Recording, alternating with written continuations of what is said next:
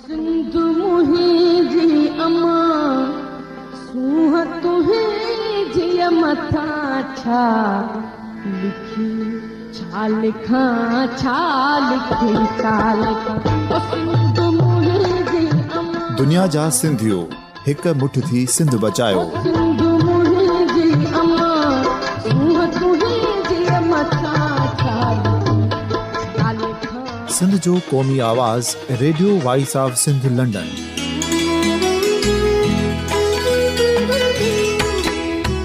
Radio voice of Sindh London पंहिंजी नशरियात में सिंध जी सियासत, समाज, इक़्तिसादियात, तारीख़, क़ौमी उमंगुनि ऐं अख़लाक़ियात मुतलिक़ सिंध जी हक़ीक़ी तर्जुमानी कंदे प्रोग्रामनि खे असराइतो बणाइण लाइ सिंध जे घण घुरनि ऐं धरतीअ सां प्यार कंदड़ अदीबनि, दानिशवरनि, सहाफ़ियुनि, उस्तादनि, वकीलनि ऐं हर तबिके जे मानवारनि सजणनि खे सिंध में शऊरी इनक़लाब लाइ सहकार जो सॾु ॾियूं था। अचो त गॾिजी सूफ़ियुनि ऐं संतनि वारी सिंध जो ओज हिकु मुठ थी वरी वापसि आणण वारे सफ़र जा साथारी बणिजऊं।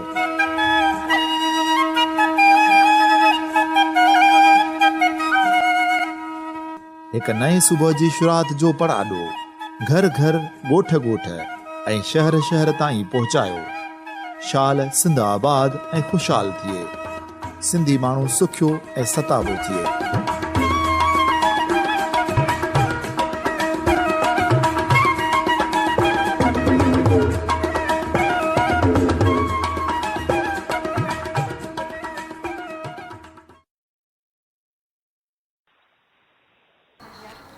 Radio voice of Sindh London जे ख़ुसूसी प्रोग्राम में इमदाद अली ओढो अव्हां खे भली कार चवां थो। सामाईन, जीअं सिंध मुहाज़ ज़िले नौशहरो फ़ैरोज़ पारां सिंधी ॿोलीअ जो ॾींहुं नवां जतोई में मल्हायो वियो। हिन यादगार तक़रीब जी सदारत जीअं सिंध मुहाज़ जे सरबराह अब्दुल ख़ालिक जोणे जे कई। हिन तक़रीब में मुहाज़ जे general secretary Mohammad Hashim Khoso, comrade Younis Rahu, Salma Jone जो, हाजन जामरी, क़ौमी शाइर गदा ख़ास खेली, ख़ादिम चांडियो, हबीब ख़ास खेली, कामरेड अनवर कोराई, मुख़्तियार शाह ऐं अनीस ख़ास खेली तक़रीरूं कयूं। सिंधी ॿोली जे माज़ी, हाल ऐं मुस्तक़बिल बाबति तफ़सीली ॻाल्हायो वियो। सामाईन, हिन यादगार प्रोग्राम जी मुकमिल कार्रवाई अव्हां जी ख़िदमत में पेश करे रहिया आहियूं। जल झले झोली जी पई लोली, सिंधी ॿोली क़ौमी ॿोली। दोस्तों, साथियों, जीअं सिंध मां ज़िले नौशहरो फ़ैरोज़ पारां अॼु हिते हाई स्कूल नवां जतोई में 7 जुलाई सिंधी ॿोली जो ॾींहुं मल्हाए रहिया आहियूं। प्रोग्राम जी बाक़ाइदा शुरूआत कंदे अॼोके हिन मेवाके जी सदारत करण जे लाइ ऐं दावत जूस सिंध प्रोग्रेसिव कमेटी जे सरबराह ऐं जीअं सिंध मां जे चेयरमैन मोहतरम साईं अब्दुल ख़ालिक जोणे जे खे तो जो के मेवाके की सदारत करे। ॿियो असांजो महिमान जे लाइ ॾाढनि माण्हुनि जे लाइ भेटाई कयो आहे। हलण हकलण, बेली सारण, महांगाई मरक, विजन की फ़र्क़, रुकवनी राह में असांजो जिस समाज जो जनरल सेक्रेटरी भाई कामरेड हाशिम को से गुजारिश है वो वजह से जो मेहमान हो जाए अलावा थोड़ा घट जिस समाज जे औरत तारीख के सरबराह अभी सलमा जुड़े जे के गुजारिश है वो आप इससे देवे अभी सलमा जुड़े जो जो असांजो महिमान जेको असांजे सदाई साथ में रहियो आहे अवामी वर्कर्स पार्टी सिंध जे सरबराह कामरेड यूनुस राव के गुज़ारिश है वो वॾी स्टेज ते वेही।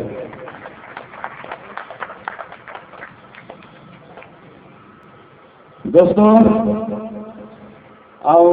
बहैसियत ज़िले सदर जे अॼोके हिन मेराके में जेके मौजूद महिमान स्टेज ते वेठल आहिनि ऐं जेकी साम्हूं पंडाल में वेठा आहिनि अदीब शाइर दानश्वर सहाफ़ी हज़रात उस्ताद शागिर्द हारी ऐं मज़दूर करनि जा नाला वठां ऐं सिंध जी क़ौमी तारीख़ सां वाक़ाफ़िल हितां जा जीअं सिंध क़ौमी महाज बशीर ख़ान कुरैशी, जीअं सिंध क़ौमी महाज अब्दुल वाहिद आरिफ़र जे दोस्तनि जा ऐं उन्हनि जे क़ौमी कारकुननि जा बेहद दिलि जे गाराइनि सां अजा कयां थो भेटाई जे हिननि सिकनि सां थोरा मथोरा मूं ते मारूरनि जा घर में वारी थोरड़ी तेहां घणेरा भलायूं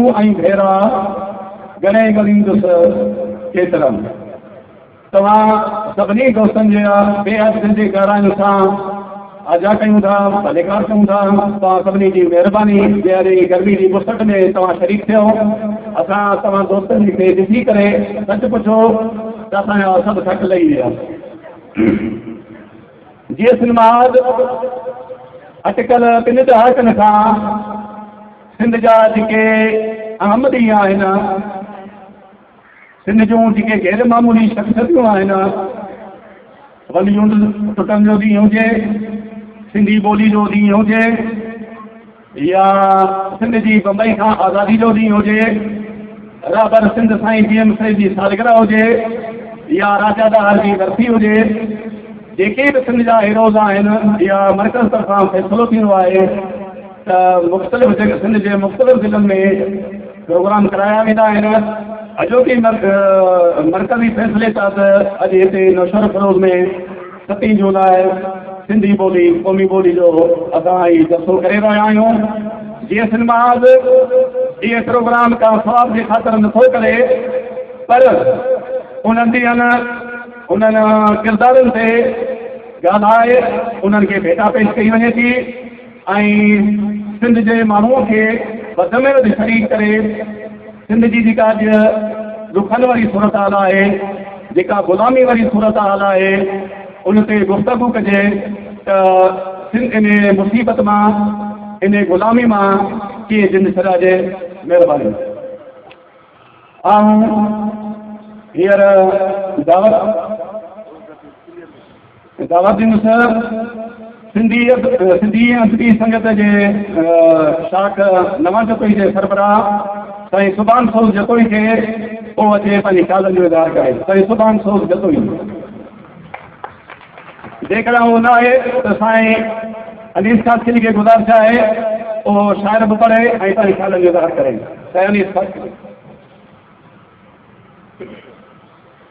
जेका ॿोली संग सां तुंहिंजे पेट पई, जेका ॿोली संग सां तुंहिंजे पेट पई, सातो कीअं कई अॼुकल्ह आहे ओपरी।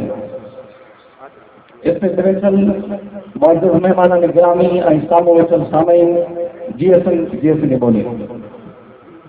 अॼु कोई प्रोग्राम जेको जीएसएन महाल नौशहर फिरोज़ तरफ़ां सिंधी ॿोलीअ जे हवाले सां मल्हायो थो वञे, सच त अहिड़नि ॾियारनि मल्हाइण जी तमामु घणी ज़रूरत आहे, ख़ासि तौर ते अहिड़नि हालतुनि में जॾहिं सिंध में ई सिंधी ॿोलीअ सां धारी ॿोलीअ वारो सलूक कयो थो वञे।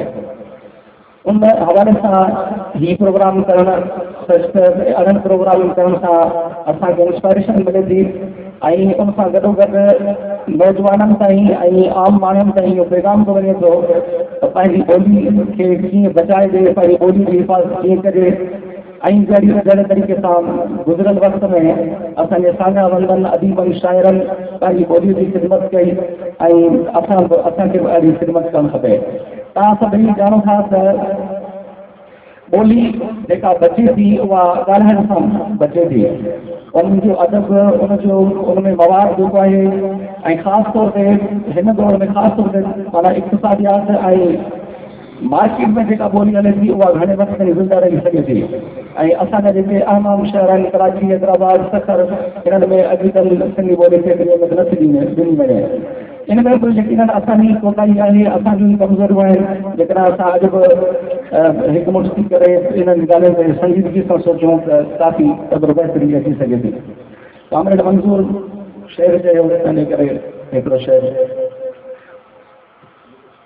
रशीद लाचारी जो शेर आहे त कंहिं यादि अंदरि अगरि ॾिसजे थी अॼु मर्दान जी, कंहिं यादि अंदरि अगरि ॾिसजे थी अॼु मर्दान जी, तोखे घुर्जे उन जा ज़ाहिर न कर दीवानगी, छॾ छॾे सघी सदा पैदा करे फरज़ानगी, जे घुरण चाहीं त घुर ॿोली सिंधी परवानगी, सिंधड़ी सूरत जो जीअं नामो निशान ज़िंदा रहे, क़ौम जी ज़िंदा रहे, पर जे ज़बान ज़िंदा रहे। साॻी तरीक़े सां वरी साईं राशिद जो हिकिड़ो शेर आहे त चयमि जेकी ईअं थींदो नकी फिरंदी ज़बान हुजे, चयमि जेकी ईअं थींदो नकी फिरंदी ज़बान हुजे, ईमन जो पंहिंजो घर आहे, हिते हलंदी ज़बान हुजे। चवनि था चओ त उर्दू आहे क़ौमी सिंध जी ॿोली, चवनि था चओ त उर्दू आहे क़ौमी सिंध जी ॿोली, ज़बान सां हाजमा काफ़र थिया सड़न जलंदी ज़बान हुजे। दबाइण जी न कोशिश कर, मिटाइण सां न ई मिटदी, अञा रहंदी अञा रहंदी अञा रहंदी ज़बान हुजे। तव्हां सभिनी दोस्तनि वरी समय आया सिंध में नवा नाज़र शान, काने का तारीख़ में वेड़ थियो दीवान, मता सोचो साल मता मोटो नागदान। इहो साईं अनीस शास्त्री जो पंहिंजे ख़्यालनि जो इज़हार कयो।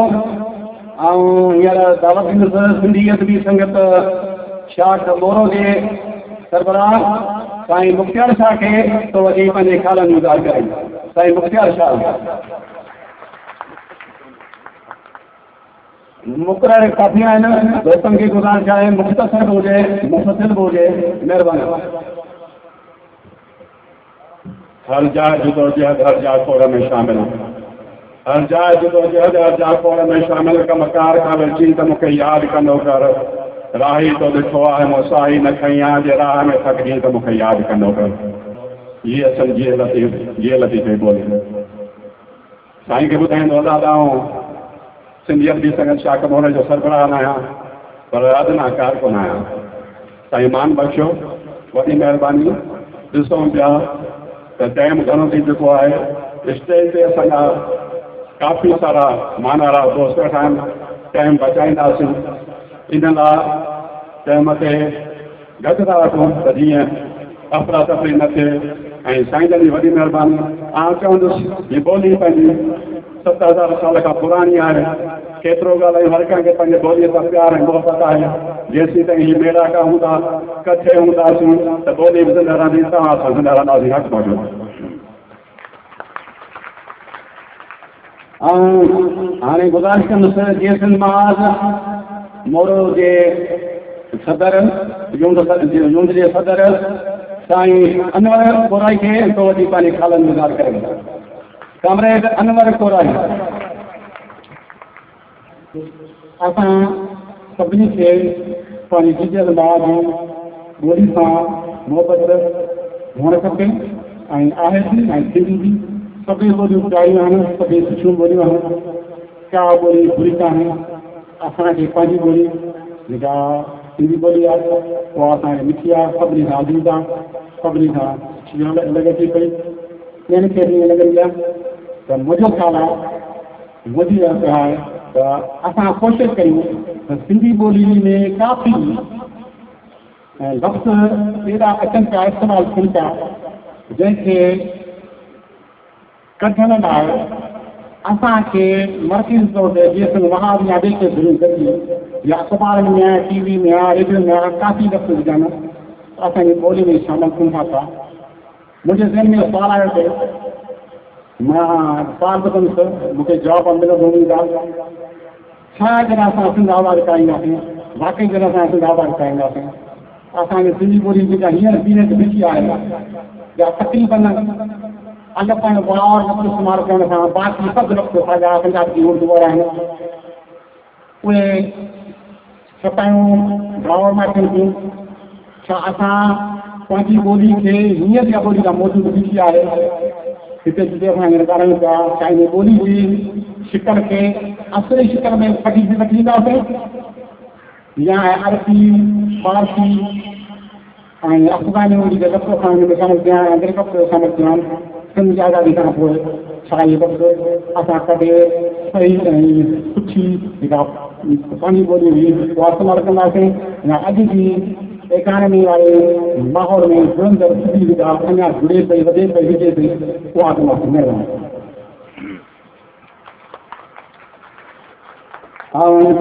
हींअर गुज़ारिश कंदुसि जीअं सिंध क़ौमी महाज बशीर खान कुरैशी यूनिट 9 दफ़े जे सरबराह साईं हबीब ख़ासकिली खे तो वठी पंहिंजे ख़्यालनि जो इज़हार करे।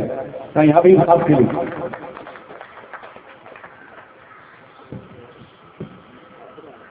जीजल झोली ये पई लोली, सिंधी बोली क़ौमी बोली, सिंधी बोली क़ौमी बोली।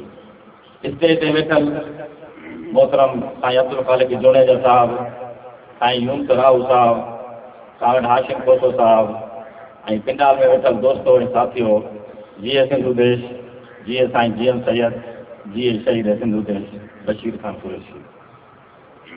दोस्तों, अॼु ॿोली जो त्योहारो जीअं सिंध महाज पारां मल्हायो पियो वञे, मां उन्हनि खे जस ॾियां थो दोस्तनि खे, उन्हनि हेॾो मेड़ाको करे पंहिंजो फर्ज़ निभाइनि पिया ऐं ॿोली असांजी के तमामु घणा ख़तरा हुया ऐं रहंदा अचनि पिया था, पर रहबर सिंध साईं जीएम जे फ़िक्र ऐं उनजे पैरोकारनि भरपूर उनजी जिदोजहद कई ऐं पंहिंजी ॿोली खे पंहिंजी लोली खे बचाइण जे लाइ हू मैदान में आहिनि। ऐं असांजी ॿोलीअ जा जेके शहीद थिया आहिनि, ॿोली जे माना लिसानी झगड़नि में झेड़नि में ॿोली वारे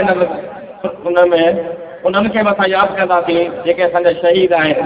शहीद अब्दुल कादिर आले कोटो, शहीद बशीर अहमद तुनियो, शहीद अब्दुल रज़ाक घुमरे खे बि असां यादि कंदासीं। उहे बि पंहिंजी ॿोलीअ लाइ पंहिंजी लोलीअ लाइ पंहिंजो सिर ॾेई असां सिंधियुनि जो घाट ऊचो कयो आहे। ॿी ॻाल्हि इहा, हींअर असांजी ॿोली खे को बि ख़तरो न आहे। हींअर असांजी ॿोली इंटरनेशनल ॿोली थी वई आहे। दुनिया सॼी जेके ॿार आहिनि उहे बि असांजा हींअर फेसबुक ते सिंधी लिखनि पिया था, पर असांजा जेके हितां जा मक़ामी दोस्त आहिनि उहे पंहिंजी ॿोली में सिंधी में माना फेसबुक यूज़ कोन था कनि। मुंहिंजी उन्हनि खे गुज़ारिश आहे, तव्हां पंहिंजी जेका हींअर फेसबुक जी दुनिया आहे, तव्हां पंहिंजी लैंग्वेज पंहिंजी ॿोली सिंधी ॿोली में जेकर तव्हां हुन में पंहिंजा व्यूज़ ॾींदो, पंहिंजा ख़्यालात लिखंदो त इहा बि हिकिड़ो क़ौमी कमु आहे, इहो बि हिकिड़ो कमु आहे असांजो। मां सभिनी दोस्तनि खे गुज़ारिश कंदुसि ऐं मोहतरम कामेड मोहम्मद हाशिम खोसो बि तमामु घणो फेसबुक यूज़ कंदो आहे, उनखे बि असांजी इहा गुज़ारिश आहे उहो बि पंहिंजी सिंधी ॿोली में जेकर पंहिंजा व्यूज़ पंहिंजा कमेंट या पंहिंजा स्टेटस रखंदो त इहा संदसि माना सभिनी दोस्तनि ते हुनजी महिरबानी थींदी। अॻु मौजूदु जीअं सिंधु देश जीअं साईं जीएम से इहो साईं हबीब ख़ासकिली तव्हां दोस्तनि जे अॻियां तजवीज़ूं रखियूं, उमेद आहे तव्हां उन ते अमल कंदो। जो आम जियारे उहो जीअंदो रहंदो, जो क़ौम जियारे उहो जीअंदो रहंदो।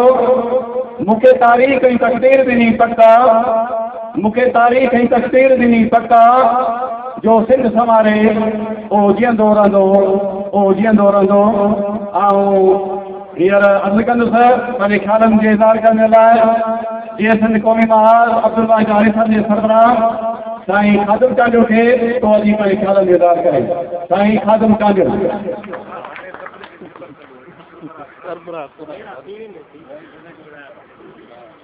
मुंहिंजी धरती जो को बि घासर को बि गदा न पुछियो वेंदो, रूप रहबर जो वठी न सघंदो राजन कोई, हाणे बेदार थियो आहे बलारन जो वतन। जीअं सिंधु देश, जीअं लतीफ़ जी ॿोली। दोस्तो, सिंधी ॿोली इंतिहाई वसी रही आहे। आउं चवां थो मुंहिंजे दड़े जे दौर खां बि अॼु सिंधी ॿोली जी लपी हुई ऐं सिंधी ॿोली बार बार तासूकती तहत लिखी ऐं ॻाल्हाई वेंदी हुई। सिंधी ॿोली जी क़दामत ऐं अज़मत जा उजाण असांखे मुंहं जे दड़े जे थोटाई जे जेके मिलिया आसार उन्हनि मां मिलनि था। उन्हनि मां हिकु मोहर बि मिली आहे जंहिंजे ज़रिए शाही खतो किताबत थींदी ॿियनि मुल्कनि सां ऐं वापार वंड थींदो ऐं हुकुमरान जहिड़ा खत ऐं किताबत लिखी वेंदी हुई ॿियनि मुल्कनि सां। त असांजी ॿोली तमामु इंतिहाई पुराणी आहे। रिचर्ड ब्रिटन लिखियो आहे त सिंध जी ॿोली, रिचर्ड ब्रिटन उहो शख़्स आहे जंहिं 43 किताब लिखा ऐं हिते अंग्रेज़नि जे दौर में हुन जो 25 ॿोलियूं ॻाल्हाईंदड़ हो, 25 ॿोलियूं ॻाल्हाईंदो हो। उहो लिखे थो त सिंध जी ॿोली तमामु इंतिहाई वसी ऐं उन जी वसियत उहो ॼाणे थो त काठियावाड़ खां वठी बहावलपुर ताईं ऐं बहावलपुर खां बलोचिस्तान जे पहाड़नि ताईं ऐं बलोचिस्तान जे पहाड़नि खां वठी हिंदुस्तान जे ओलह रेगिस्तानी इलाइक़नि ताईं सिंधी ॿोली बाज़ाब्ता पढ़ी लिखी वेंदी हुई। एतिरी असांजी ॿोली क़दीम ऐं अज़ीम आहे।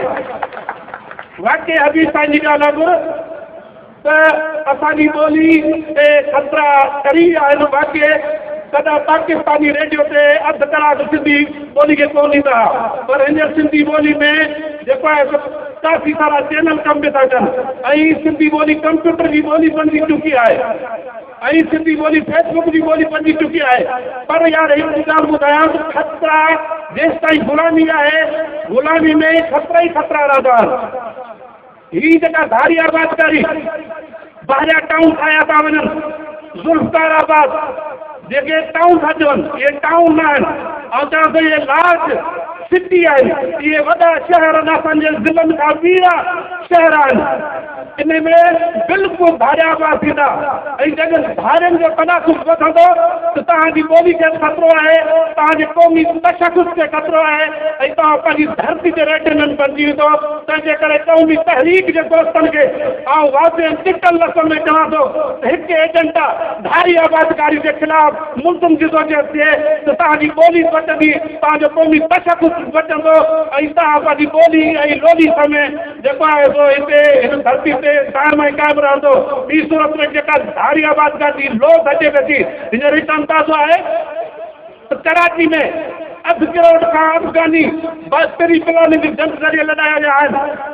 उन्हनि खे सुभाणे टिकेटूं ॾींदियूं, इन्हनि खे इन्हनि आबादियुनि में आबाद कयो वेंदो। ज़ुल्फ़कार आबाद, ज़ुल्फ़कार जे नाले ते, ज़ुल्फ़कार जी भुटे जे नाले ते सिंधी माण्हू सां वेसा गाती। बेनज़ीर आबाद सुभाणे मुमकिन आहे त बाबू आबाद ठहे, खजान आबाद ठहे, आसिफ आबाद ठहे, बिलावल आबाद ठहे। इहे साज़िशूं बंदि थियणु खपनि ऐं इन्हनि साज़िशुनि ते कॾहिं नज़र न रखंदासीं त असां सुभाणे पंहिंजो क़ौमी वजूद विञाए सघंदासीं। तव्हांजी महिरबानी। जी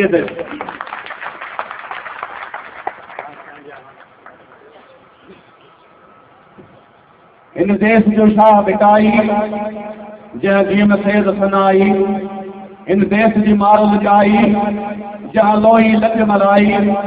इन शायर जे ख़ालिक सिंध जे मज़ामती शायर साईं गदा ख़ास के लिए गुज़ारिश आहे ओ शायर बि पढ़े ऐं ॿ लफ़्ज़ ॻाल्हाए। साईं गदा ख़ास के लिए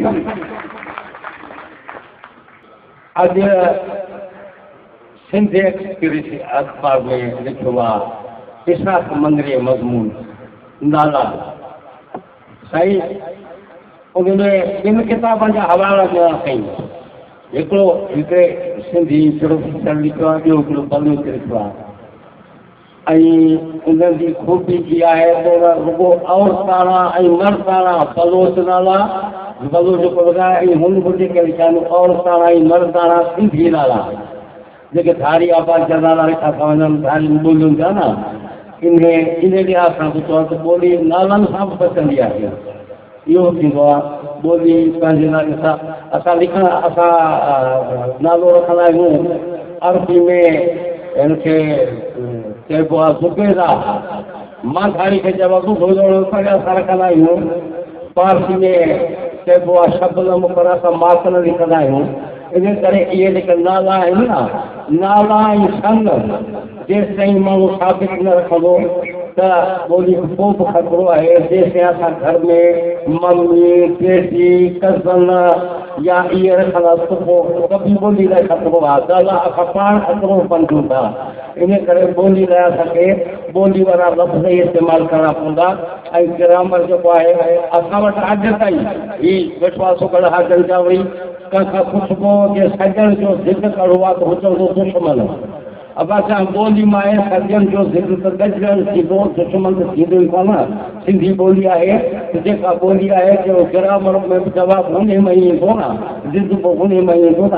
इहे अर्ज़ु आहे दोस्तनि खे करणा त महिरबानी करे जेके नाला आहिनि उहे पंहिंजा क़ाबू रखो, जेके सन आहिनि उहे पंहिंजा क़ाबू रखो, ॿियनि ॻाल्हियुनि में न पओ। बाक़ी पैनल अक़वामी तौर ते जो घणो कुझु थिए थो माण्हू कटिजी नथो सघे। तव्हांजी महिरबानी।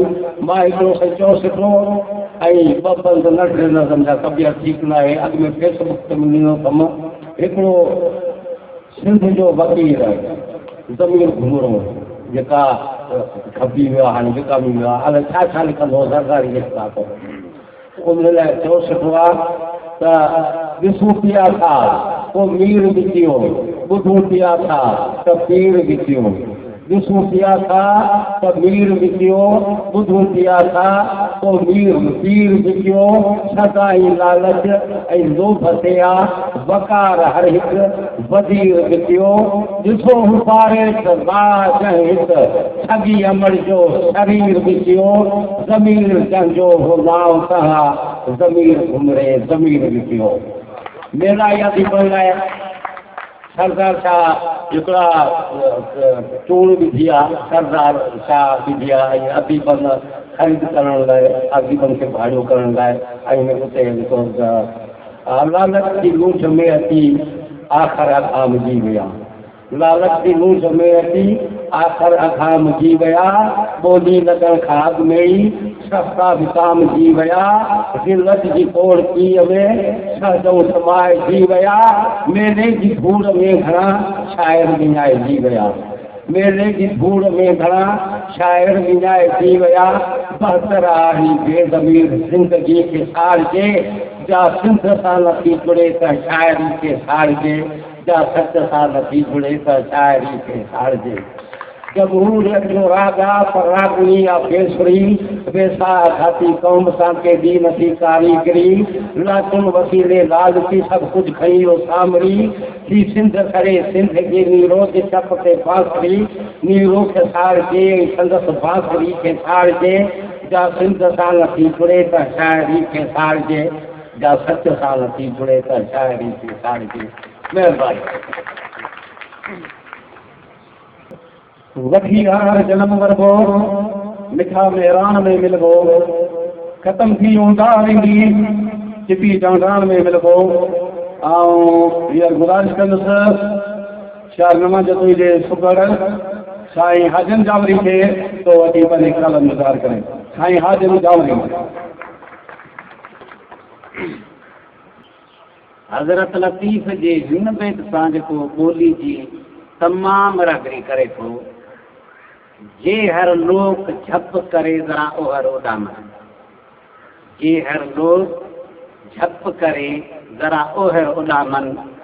पिथूं जे पातार जा चेतारियो चुणन, उहो करींदो खे तिन पाड़ेरी पर करे। तमामु क़दामत इहा ॿोली रखे थी। जे हर तेहर ओहर झप छाए, जे हर लोक झप करे। इहा असांजे नौजवान नस्ल खे उन झप जी बि शायदि ख़बर पूरी हुजे ऐं कुझु दोस्तनि खे बि इहो इल्मु आहे। उनजे करे हज़रत लतीफ़ घणी रागरी कई आहे।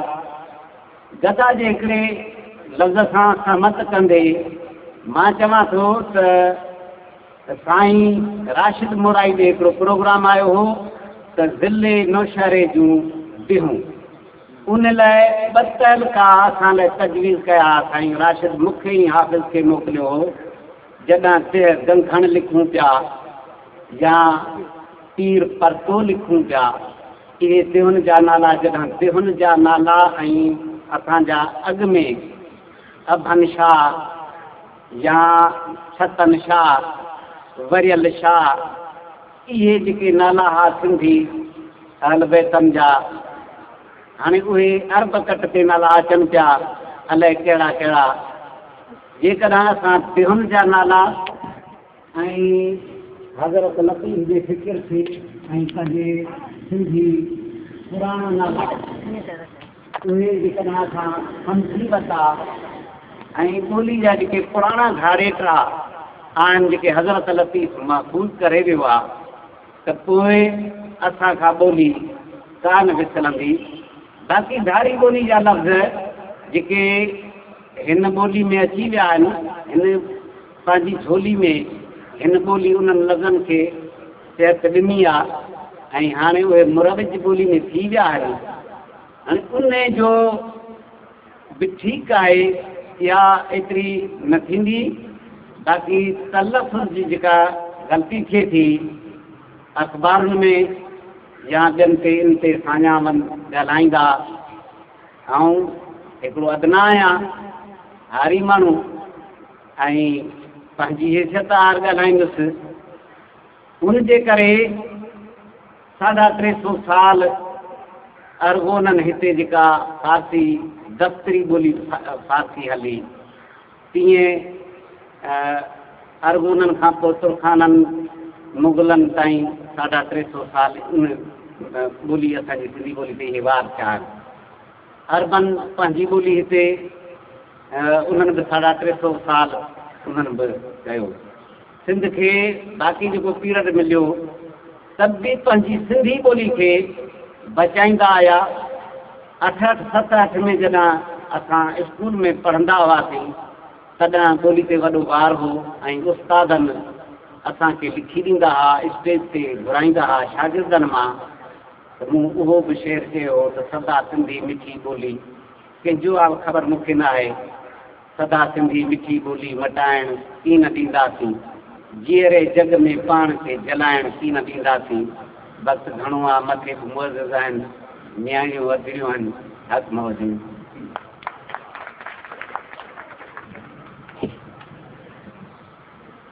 जिए हारी ऐं मज़दूर जिए हारियाणी पुरनूर पोइ अंदर सुबुह शाम जिए सिंध जिए सिंध।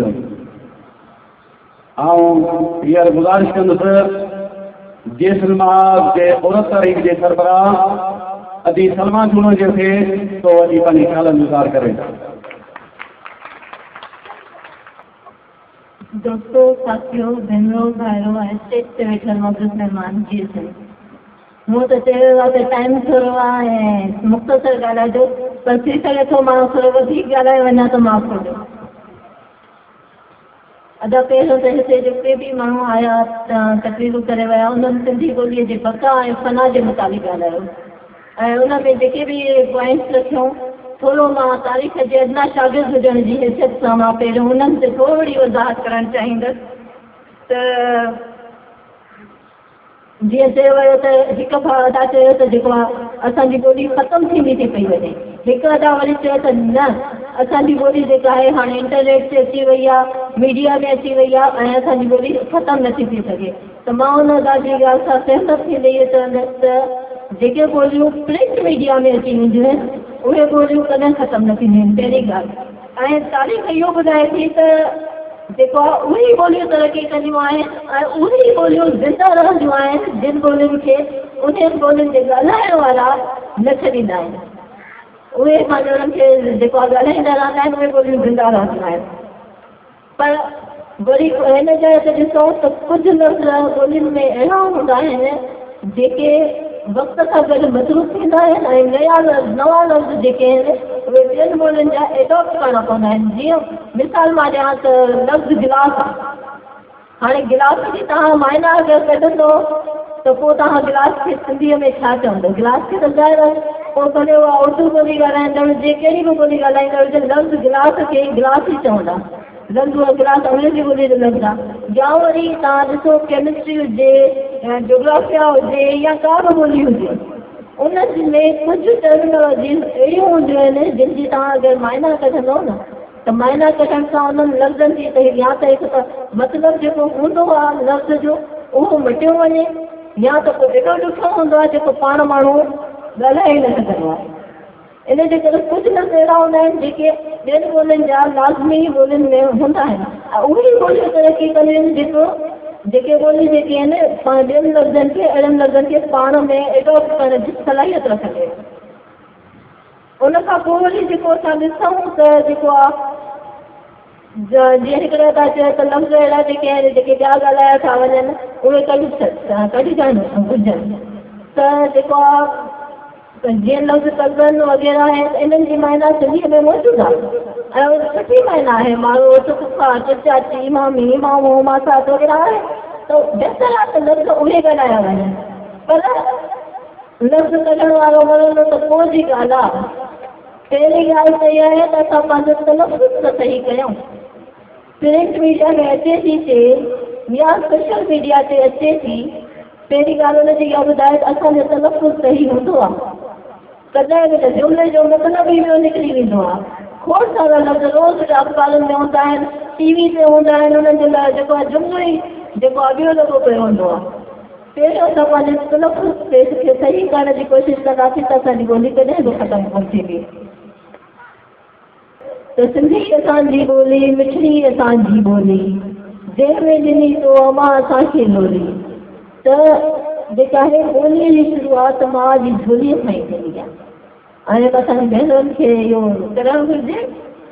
ॿी ॻाल्हि जेका आहे मां चवंदसि हिते हेतिरा सारा ॿाहिरि वेठा आहिनि ऐं असांजूं अदियूं ॾिसो आंगननि ते ॻणण जेतिरियूं आहिनि, उन में केतिरो किरदारु आहे। छो जो असांजो माशरो जेको आहे मर्दाणो माशरो आहे।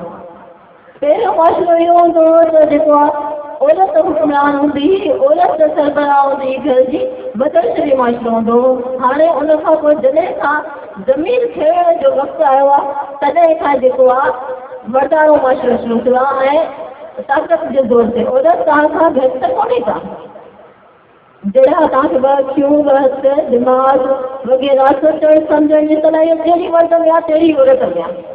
पर उनखे तव्हां पहिरियों पंहिंजो इस्तेमालु करियो, उनखे जेको आहे हिन क़ाबिल ते ठाहियो। बाक़ी जेको आहे उनखे पहिरियों जी दती सम्झो वेंदो या उनखे चयो वेंदो तूं घर वेह मानी पचाए, तुंहिंजो कमु इहो आहे। उनखे तालीम ॾियो, छो जो असांजी आबादी जेका आहे उन खां अधु खां वधीक आबादी औरतुनि जी आहे ऐं अधु खां वधीक आबादी औरतुनि जी आहे। उनखे जो असां जाहिल रखंदासीं, अणपढ़ियल रखंदासीं, तालीम न ॾींदासीं, शऊर न ॾींदासीं, एतमाद न ॾींदासीं त पोइ असां सिंधीअ जी ॿोलीअ जी हिफ़ाज़त या सिंध जी आज़ादीअ जी ॻाल्हि त करे ई कोन था सघूं। वरी चई ॾिसो त जॾहिं ॿोलीअ लाइ जदोजहद हली रही हुई 1955 खां 1970 ताईं जेको आहे वंजट कयो ऐं वंजट ऐं सिंधी ॿोलीअ जे बचाव जो जेके जदोजहदूं आहिनि उहे गॾो गॾु आहिनि ऐं उन में सिर्फ़ु मर्दनि जो किरदारु कोन हुयो, उन में औरतुनि जो किरदारु हुयो। छो जो औरतुनि अहम किरदारु अदा कयो, चाहे उहे बुख हड़तालूं हुजनि, मुज़ाहिरा हुजनि, जेल था करणा हुजनि, रियाज़ मेमोरा नसीम सिंधिया, अख्तर बलोचा, इन्हनि सभिनी जीअं मर्दनि जेल काटिया, जीअं मर्दनि बुख हड़तालूं कयूं, ईअं ई हुननि बि कयूं। उन वक़्तु मीडिया बि कोन हुई, उन वक़्तु सहूलियतूं कोन हुयूं, न ई तालीम हुई। उन वक़्तु अहिड़े अंदाज़ में बुख हड़तालूं कयूं, अहिड़े अंदाज़ में जेको आहे मुज़ाहिरा कया जेके अॼु कोन था कयूं। अॼु असां बुख हड़ताल कहिड़ी था कयूं, घरां मानी खाई थी अचूं था, जूस पियूं था, 3 कलाकनि जी 5 कलाकनि जी बुख हड़ताल था कयूं न। इहो पोइ असांजा मुतालबा कहिड़ा वञा विलाई आहे जेको एस्टेब्लिशमेंट ते जेको कहिड़ो असरु पवंदो ऐं पोइ चयो वञे त असांजा मुतालबा त नथा वञा वञनि। अॼु अख्तर बलोच जेको आहे 1970 जे शुरू जे ॾहाके में जेको आहे पूरा 13 ॾींहं मुस्तक़िल दक्षिण सिंधी सां गॾु 13 ॾींहं बुख हड़ताल कई, सिर्फ़ु ऐं सिर्फ़ु पाणी पीअंदी, इहो कुझु कोन। तव्हां हुनजी तव्हां हुनजो किताबु कंदी आहे हिनजी डायरी हिन हवाले सां पढ़ी सघो था। बाक़ी जेको आहे मां पंहिंजी भेनरुनि खे चवंदसि त पंहिंजी माउ जेका आहे सिंध, असां सिंध खे बि पंहिंजी धरती मां अचूं था न, उहा असां साॼी जो मुतालबो थी करे त पाण हिन वक़्तु जंहिं दुखी वक़्त में आहियूं उन में पंहिंजी माउ जी मदद कई। सिंधीअ में कहावत आहे त धीअ त माउ, ऐं उहो कहावतो यादि करे परमा बाज़ार धीअर खां बि उनजी कमु अचूं, इहो असांजो अवलीन फर्ज़ आहे त पंहिंजो सॼो माहौल सिंधी बणायूं। जे असां अहिड़ो रवैयो इख़्तियार कयो त पोइ मदद लाइ लाज़मी थींदो त उहे बि असांजी मदद कनि। महिरबानी। सिंध असांजी माउ आहे, औरतुनि खे ऐं मर्दनि खे घुर्जे त हुनजो फर्ज़ ऐं कर्ज़ अदा कयूं। या अभी सलमा जोड़े जो या पंहिंजे ख़्यालनि जो इज़हार कयो। लाम नका जी लड़का थो मां, बम बटन जी भड़का थो मां, झंडो बंदी फड़का थो मां, पीली पीली शोलो शोलो माजीद जी सारी आहियां मां, आऊं वॾो लोहारी आहियां, आऊं वॾो लोहारी आहियां। ऐं हींअर गुज़ारिश कंदुसि अवामी वर्कर्स पार्टी सिंध जे सरबराह कामरेड यूनुस राहू खे तो वधी पंहिंजे ख़्याल जो इज़हार करे। कामरेड यूनुस राहू। अॼोके हिन ॾींहं ते ॿोलीअ जी जदोजहद जी पूरी तारीख़, उन जदोजहद में जनब दोस्तनि जो, जनब माज़ीअ जे साथियुनि जो हिसो रहियो आहे, उन्हनि खे सुर्ख सलाम। उन्हनि जी जदोजहद जो नतीजो आहे, उन्हनि जी मुज़ाहिमत जो नतीजो आहे जो कुझु दोस्त इहो चवण जी हद ताईं आहिनि त असांजी ॿोलीअ खे ख़तरो कोन्हे। उहा अलॻि ॻाल्हि आहे त उहो ॿोलीअ खे ख़तरो कहिड़े पासे खां आहे। ॿोली हिकिड़ो उहो ज़रियो हूंदी आहे जंहिंमें कंहिं समाज जे अंदरि माण्हुनि जे विच में लाॻापा क़ाइमु थींदा, हिकिड़ी समाजी जुड़त क़ाइमु थींदी आहे। माण्हुनि जा समाजी, सियासी, मुआशी तनाज़ुर में हिकु खिते जे अंदरि जोड़ चक थींदी आहे ऐं उन जी ओछर थींदी आहे शऊर जी।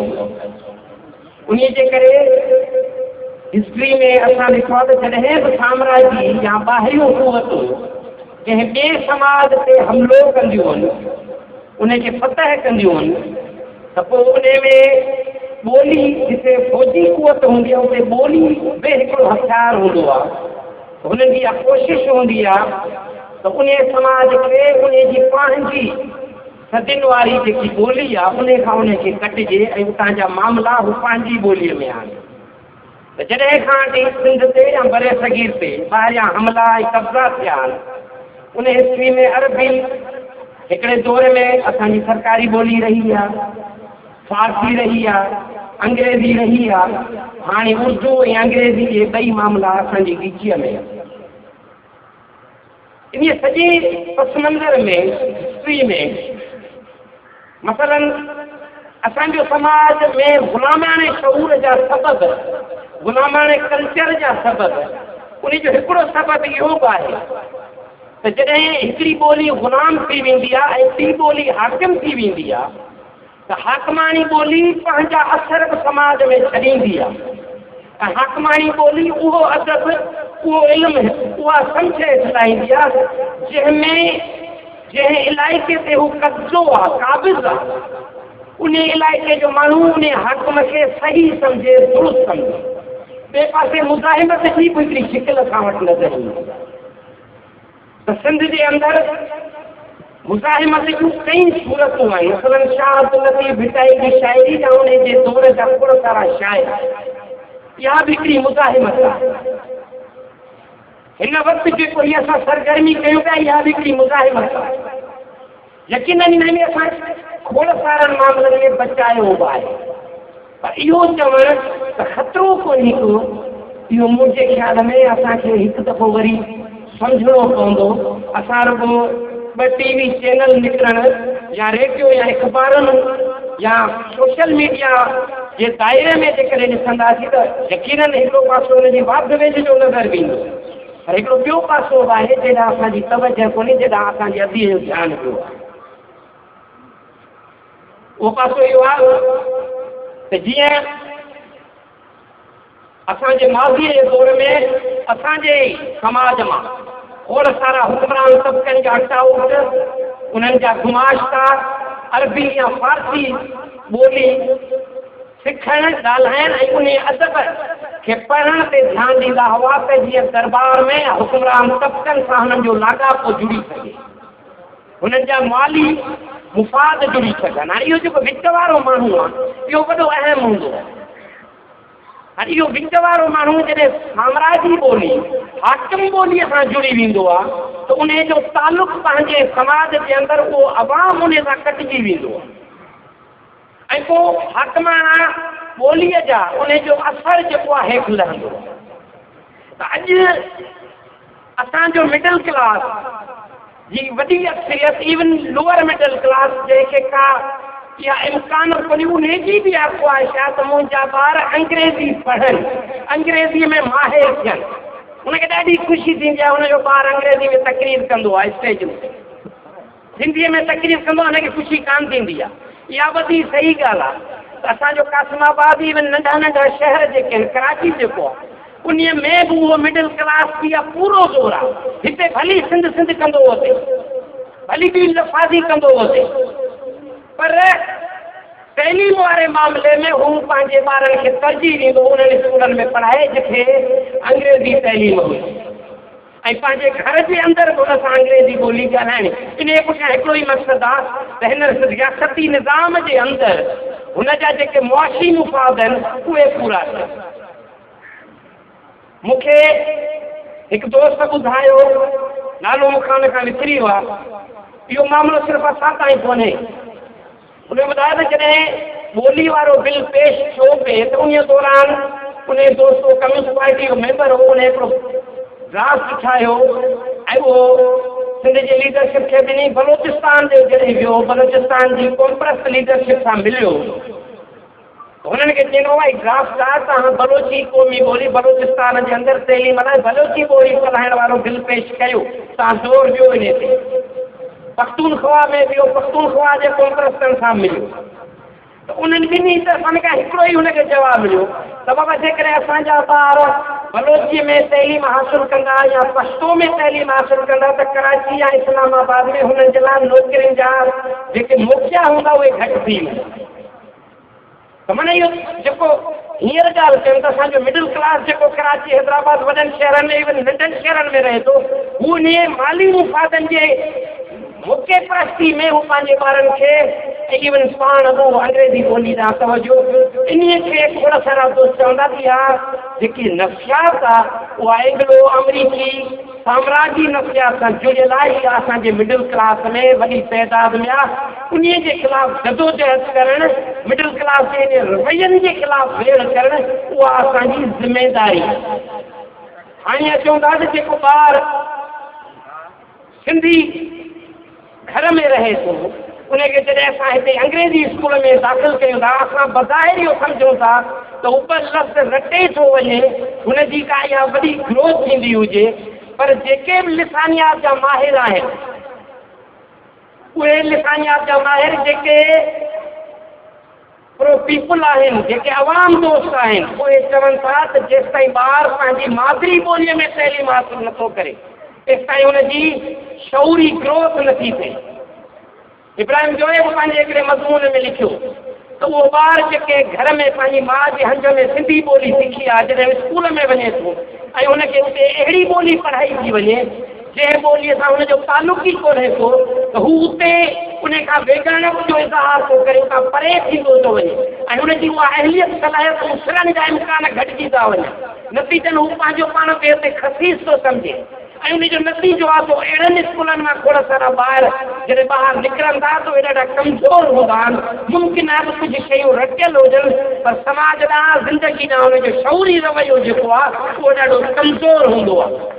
उन जे करे इहो ज़रूरी आहे त असां वटि हिते प्राइमरी ताईं सिंधी ॿोली हुजे, बाक़ी दुनिया जी जेके ॿोलियूं आहिनि उन्हनि सां असां प्यार कयूं था। हाणे अचूं था ॿोलीअ जी वाध वेझ। लफ़्ज़ यकीनन अहमियत रखनि था ऐं उन्हनि लफ़्ज़नि जो वर्जा असांखे पंहिंजे ॻाल्हाइण में, असांखे पंहिंजे सियासी मज़मूननि में, असांखे पंहिंजी गुफ़्तगू में, असांखे पंहिंजी हर रोज़मर्रा ज़िंदगी में करणु घुरिजे।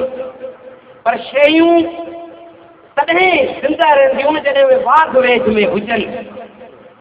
मसलन जेतिरा अंग्रेजी ॿोलीअ में लफ़्ज़ आहिनि, सिंधी ॿोलीअ में बि इम्कान आहे त ओतिरा ई लफ़्ज़ हूंदा।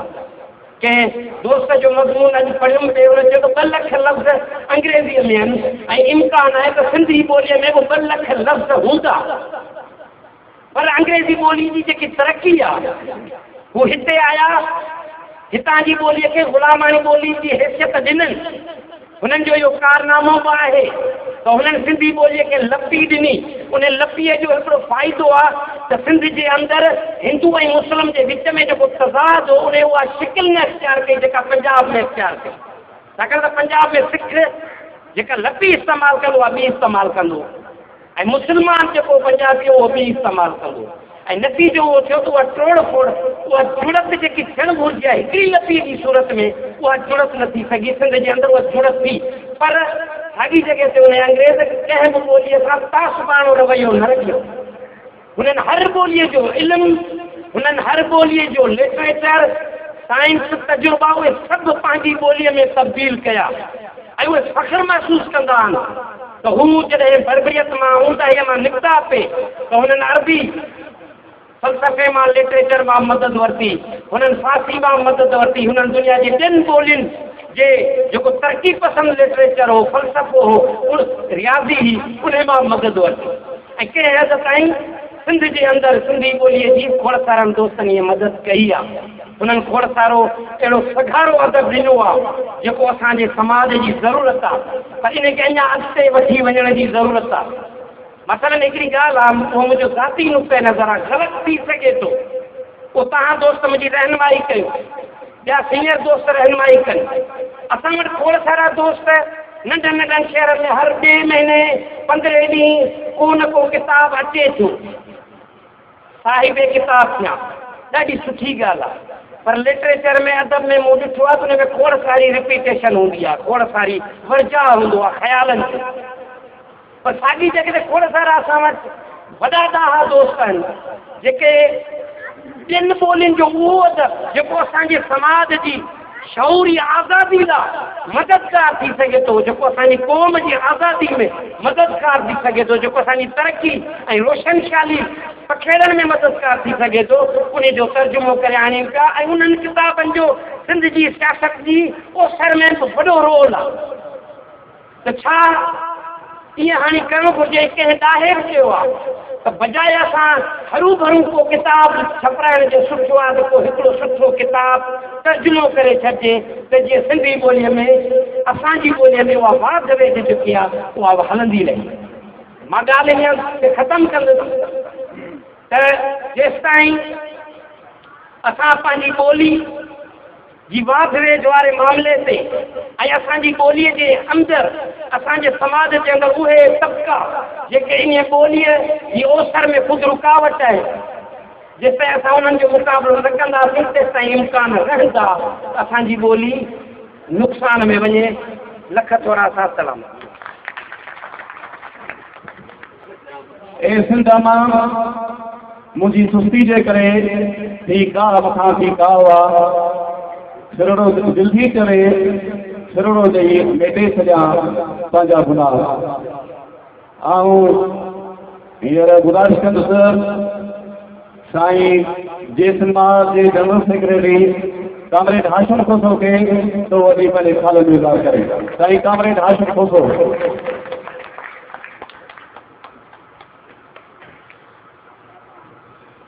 जेसिन मां जा चेयरमैन मोहतरम अब्दुल खालिक जोनीजो साहब, दोस्त ऐं साथी यूनुस राव साहब, मोहतरमा सलमा जोनीजो, साथी मंजूर, मुंहिंजे काम वेठल मुंहिंजो न्याणियूं, मुंहिंजूं भेनरूं, मुंहिंजा ॿाहिरो ॻोठ जा रहवासियो, जीअं मूंखे तमामु घणी ख़ुशी आहे जेको जीअं मां हर प्रोग्राम में हिकिड़ी कोशिशि कंदी आहे, जिते हिते शौरी कोशिशि कंदी आहे ज़िंदगी जे मुख़्तलिफ़ शोबनि सां वाबिस्ता माण्हू प्रोग्रामनि में शरीक थियनि। मुंहिंजे ख़्याल में मंज़ूर ऐं हुनजी टीम खे, निजुती दोस्तनि खे शाबस आहे हुननि इहा कोशिश कई ऐं अॼु जे इजलास में जिते हारी मज़दूर आहिनि, जिते हुनरमंद माण्हू आहिनि, जिते उस्ताद आहिनि, प्रोफेसर आहिनि, राज खां वाक़िफ़ दोस्त आहिनि, अदीब आहिनि, शाइर आहिनि, सियासी कारकुन आहिनि, उहे हिन इजलास में ऐं भेनरूं हिन इजलास में हिन प्रोग्राम में मौजूदु आहिनि। हिन ते आउं दोस्त मंज़ूर खे साथियुनि खे मुबारकबाद ॾियां थो। दोस्तों, मुंहिंजी ज़िंदगी जी जॾहिं खां सियासी शऊर आहे या आवाज़ करे रही आहे, जॾहिं आउं रेडियो ते कंहिं प्रोग्राम ते कंहिं औरत खे पंहिंजे क़ौमी मसइलनि ते, पंहिंजे समाजी मसइलनि ते गुफ़्तगू करे ॿुधंदो आहियां, तॾहिं मुंहिंजी इहा ख़वाहिश थी रही आहे त काश सिंध जो समाज ॾाढो थिए जिते सिंध जी औरत बि ईअं ॻाल्हाए, पंहिंजा क़ौमी मसइला पेश करे, जीअं कश्मीर जो मायूं, जीअं बलोचिस्तान जे पोते करे इलाइक़े जो मायूं पंहिंजनि गुम थियल माण्हुनि जो केस वठनि थियूं, पंहिंजी क़ौमी आज़ादी जूं ॻाल्हियूं कनि थियूं, जीअं फ़लस्तीन जूं न्याणियूं, ईअं ई सिंध जूं न्याणियूं मथे वधनि। ऐं उन ख़वाहिश खे पूरे करण लाइ अमली तौर ते मां कोशिशि कंदो रहियो आहियां। पोइ कॾहिं थोरी कामयाबी थींदी आहे, कॾहिं नाकामी थींदी आहे। ऐं अॼु जेका असांजो अॼु जेको इजलास हो, उन में शुरूआति में असांजे ज़हन में असां इहो कोन कयो औरतुनि खे बि दावत ॾींदासीं, त इहा पोइ इन प्रोग्राम में इहा ॻाल्हि शामिल थी। ऐं थोरे टाइम में असां जिन ॿाहिरनि ताईं, जिन अदड़नि ताईं इहो प्रोग्राम पुॼायो, उन्हनि मां काफ़ी जिन ते असां प्रोग्राम इहो दावतनामा पुॼाया, उन्हनि मां किथां हिकु, किथां ॿ, किथां 3 अदड़ियूं आयूं आहिनि। मूंखे बेनता ख़ुशी आहे ऐं मुंहिंजे घर जूं नींगरियूं बि हिते मौजूदु आहिनि, मुंहिंजी न्याणी मौजूदु आहे, मुंहिंजी नूंहुं मौजूदु आहे। मूंखे इहा ख़ुशी आहे ऐं मां सम्झां थो असांखे इहा ॻाल्हि ज़हन में रखणु खपे। इहा सलमा जुड़े जो सही ॻाल्हि कई त जेका अध खां वधीक आबादी आहे, उनजे साथ खां सवाइ असां न सिर्फ़ु सिंध आज़ाद नथा करे सघूं, पर हक़ीक़त इहा आहे त जेकर औरत जो साथ न आहे, असां घर में नथा हलाए सघूं। जिते बि औरत घर में हुजे, कंहिंजो बि घर हुजे, उते मर्द ऐं औरत जे विच में एतमाद न आहे, उहो घर कोन थो हले। उन घर में मिंट मिंट में जहिड़ा आहिनि, फसाद आहिनि, ॻाल्हियूं आहिनि। उहो घर कंहिंजो बि हुजे, मुंहिंजो हुजे या ॿिए कंहिंजो हुजे। उनजे करे इहा असांजी ज़रूरत आहे, इहा असांजी तक़ाज़ा आहे, इहा असांजे समाज जी सिंध जी तक़ाज़ा आहे त असां उन्हनि खे एतमाद कयूं, उन्हनि खे भरवसो ॾियूं ऐं हू ते जेतिरो बि असां भरवसो कंदासीं, उहे उन भरवसे खां वधीक एतमाद सां अॻिते वधनि। त ॿी मुंहिंजी ख़वाहिश नदी जी बि कोशिशि इहा आहे ऐं हिते मुंहिंजे ख़्याल में शायदि ई को सियासी जलसो अहिड़ो थियो हुजे जंहिंमें ईअं औरतूं शरीक थियूं हुजनि। मुंहिंजे ख़्याल में इहा बि हिकिड़ी कामयाबी आहे जंहिं ते मूंखे ख़ुशी आहे। दोस्तो, आउं घणो कोन थो ॻाल्हायां, छाकाणि त काफ़ी दोस्तनि ॻाल्हायो बि आहे ऐं मुंहिंजी ख़वाहिश, पाण रोज़ ॻाल्हायूं था, हिक ॿिए सां ॻाल्हाइबो आहे, ईअं बैंकुनि ते वेही, होटलुनि ते वेही। मुंहिंजी पंहिंजी ख़वाहिश आहे त चेयरमैन साहब खे ॿुधूं, जंहिंजी आलमी सतह ते हेतिरी नज़र आहे, समझदार साथी आहे, क़ौमी तारीख़ जो पुराणे में पुराणो दोस्त आहे। मौलाना बोयो हिकिड़ी ॻाल्हि कंदो आहे त जंहिं बि इजलास में उहो मुख़्तलिफ़ जमायतुनि जो इतिहाद जो इजलास हुजे या को जलसो हुजे जिते ख़ालिक जोड़ी जो मौजूदु हूंदो आहे, त असांखे कन ते पट कोन हूंदो आहे। मूं बि जवाब इहो वरी कीअं इनजे करे असांखे भरवसो हूंदो आहे, इहो माण्हू वेठो आहे त सिंध सां को घटिताई न कंदो, उन सां को कोताही न कंदो ऐं वेठो आहियो सही नमूने सां सिंध जो क़ौमी केस पेश कंदो। उनजे करे उहो मौजूदु आहे। ऐं सिर्फ़ु इहा ॻाल्हि करणु थो चाहियां त वतन ऐं ॿोली जे इनकार जो फ़िलसफ़ो या नज़रियो महसूम क़ौमुनि लाइ हर सूरत में, हर हालत में तबाही ऐं ज़िलत जो फ़िलसफ़ो आहे। इहा ज़िलत जो जेको फ़िलसफ़ो आहे, इनखे असांखे तोड़णो पवंदो। इन लाइ इहा जदोजहद जारी आहे। पाकिस्तान में सभ खां पहिरियां ॿोली जे मामले में बंगालियुनि जी ज़रूरत कई, ऐं बंगाली में उहा जदोजहद मंतकी निज़ाम में पहुचाई, आज़ादी ताईं पहुचाई। उन खां पोइ सिंधी माण्हू पंहिंजी ॿोली लाइ जदोजहद करे रहिया आहिनि। उन में उन्हनि जा शहीद बि आहिनि, शहीद अब्दुल कुमरो, शहीद जदगाल, शहीद हाले कोठो, खोड़ सारा शहीद आहिनि, ज़ख़्मी माण्हू आहिनि, महिनतूं आहिनि, जदोजहदूं आहिनि, स्ट्रगलूं आहिनि, उहे सभु माण्हू जो उन में आहिनि। अॼु हिते उहा जारी आहे जदोजहद। हिकिड़ी ॻाल्हि जेका काफ़ी वक़्त खां वठी देश महाज कंदो आहे त कंहिं बि मसइले ते जदोजहद करण लाइ इहो ज़रूरी आहे त पंहिंजूं सिपूं साफ़ रखो।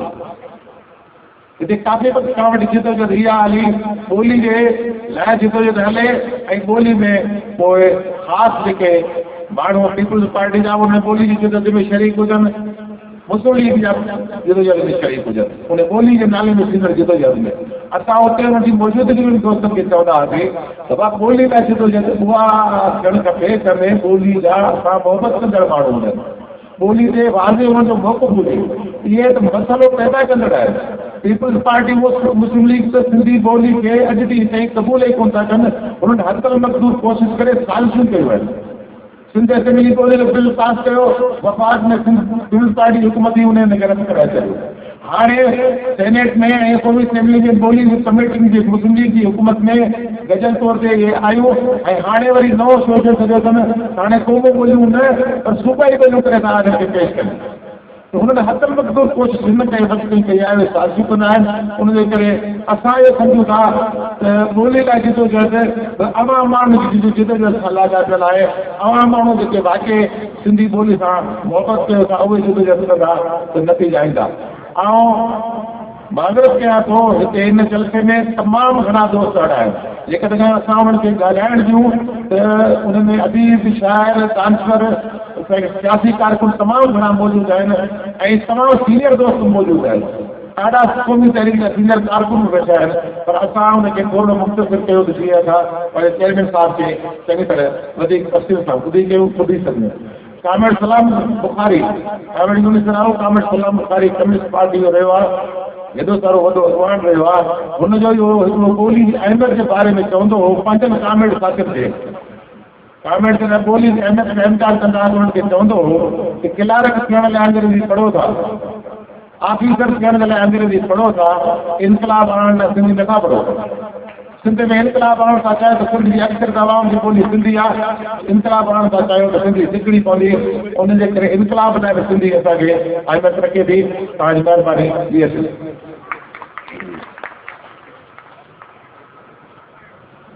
दोस्तों, इहो कमरेड हाशिम खुसरो या असांजे ख़्याल जो इज़हार कयो। सदारती किताब खां पहिरीं कुझु करारदातूं आहिनि ऐं हिकु हिकु करारदात पढ़ंदुसि ऐं उनजी मंज़ूरी जी दोस्तनि खां इजाज़त वठणी आहे। जीअं सिंध महाज ज़िले नौशहर फिरोज़ पारां 27 जुलाई 2017 ते हाई स्कूल नवां जतोई में ॿोली जे मामले ते ही इजलास सियासी जलसो रखियो वियो आहे, जंहिंजी सदारत साईं अब्दुल ख़ालिक धोणे जो करे रहियो आहे। ऐं हिकु हिकु करारदात पढ़ंदुसि ऐं दोस्त हुनजी मंज़ूरी ॾींदो। नंबर 1, सिंधी ॿोली खे क़ौमी ॿोली तस्लीम कयो वञे ऐं सिंध में सरकारी ज़बान तौरु राइज कयो वञे ऐं समूरी तालीमी इदारनि में सिंधी सब्जेक्ट लाज़मी तौरु पढ़ाया वञनि। छा अवां दोस्तनि खे क़बूल आहे? नंबर 2, सिंध जे समूरनि सरकारी तौरु ख़ानगी तालीमी इदारनि में साॻियो तालीमी निज़ाम नाफ़िज़ कयो वञे। क़बूल आहे माण्हू? नंबर 3, मज़हबी इंतिहा पसंदी वधण जो बुनियादी कारण रियासत खे मज़हबी बनाइणु आहे, तंहिं करे फौरी तौरु मज़हब खे रियासत खां अलॻि कयो वञे। क़बूल आहे माण्हू? नंबर 4, सिंध में हिंदू छोकिरियुनि खे अगवा करे ज़ोरी मज़हब तब्दील कराईंदड़नि ख़िलाफ़ मुल्की कानून ऐं आलमी मुआहिदनि तहत कार्रवाई कई वञे। तव्हांखे क़बूल आहे?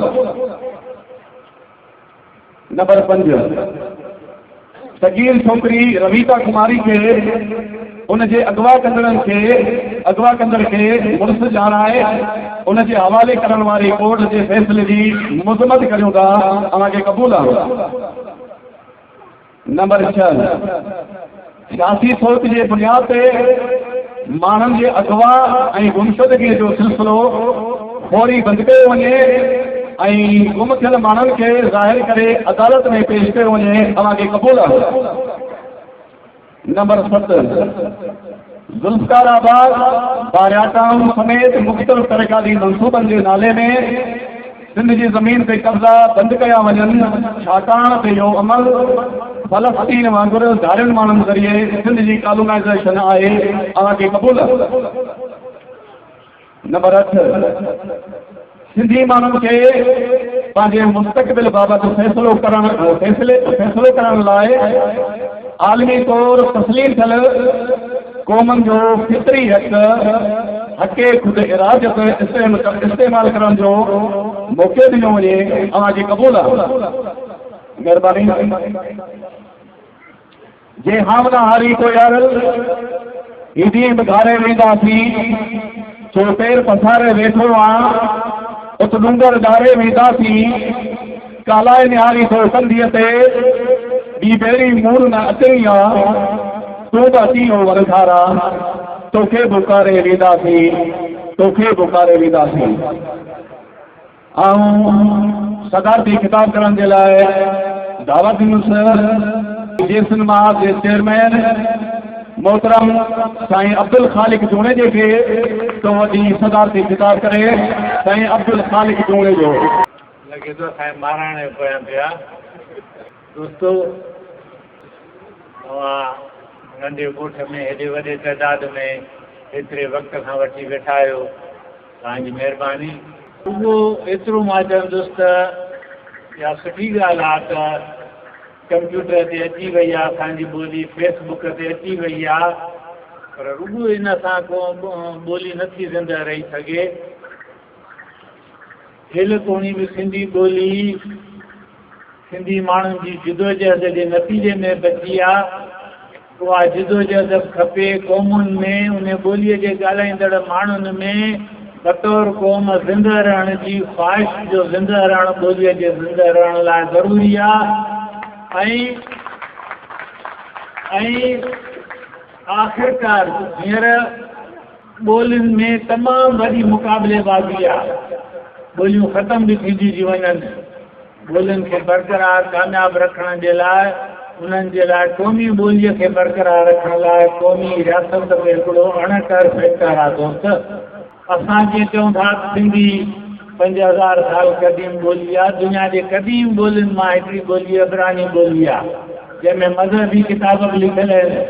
तव्हां घणनि खे ख़बर आहे न, क़दीम तरीन ॿोलियुनि मां हिकिड़ी इब्रानी ॿोली आहे। पोइ जॾहिं उनजे ॻाल्हाईंदड़ माण्हू बेघर थी विया, धरतीअ तां बेदख़ल थी विया, उहा ॿोली ख़तम थींदी वई आहिस्ते आहिस्ते। उहा वरी तॾहिं बहाल थी आहे जॾहिं इज़राइल जी रियासत क़ाइमु थी आहे। इज़राइल जी रियासत सही आहे ग़लति आहे इहो जुदा सवाल आहे, इन ते बि असां ॻाल्हाईंदासीं। हींअर रुॻो ॿोलीअ जे हवाले सां मां हिकिड़ी ॻाल्हि थो कयां त इब्रानी ॿोली तॾहिं वरी थी जॾहिं इज़राइल जी रियासत ठही। ऐं हाणे इज़राइल जो वज़ीर आज़म जंहिं बि मुल्क में वञे थो, इंग्लैंड में वञे थो, फ्रांस में वञे थो, उहो इब्रानी ॿोलीअ में तक़रीर करे थो ऐं उहो मजबूर हिन त हुनजी ॿोलीअ खे पंहिंजे मक़ामी ॿोलीअ में तर्जुमो कनि, छाकाणि त उहो त मुल्क जो सरबराह आहे, हिकिड़ी क़ौमी रियासत आहे जंहिंजो उहो सरबराह आहे।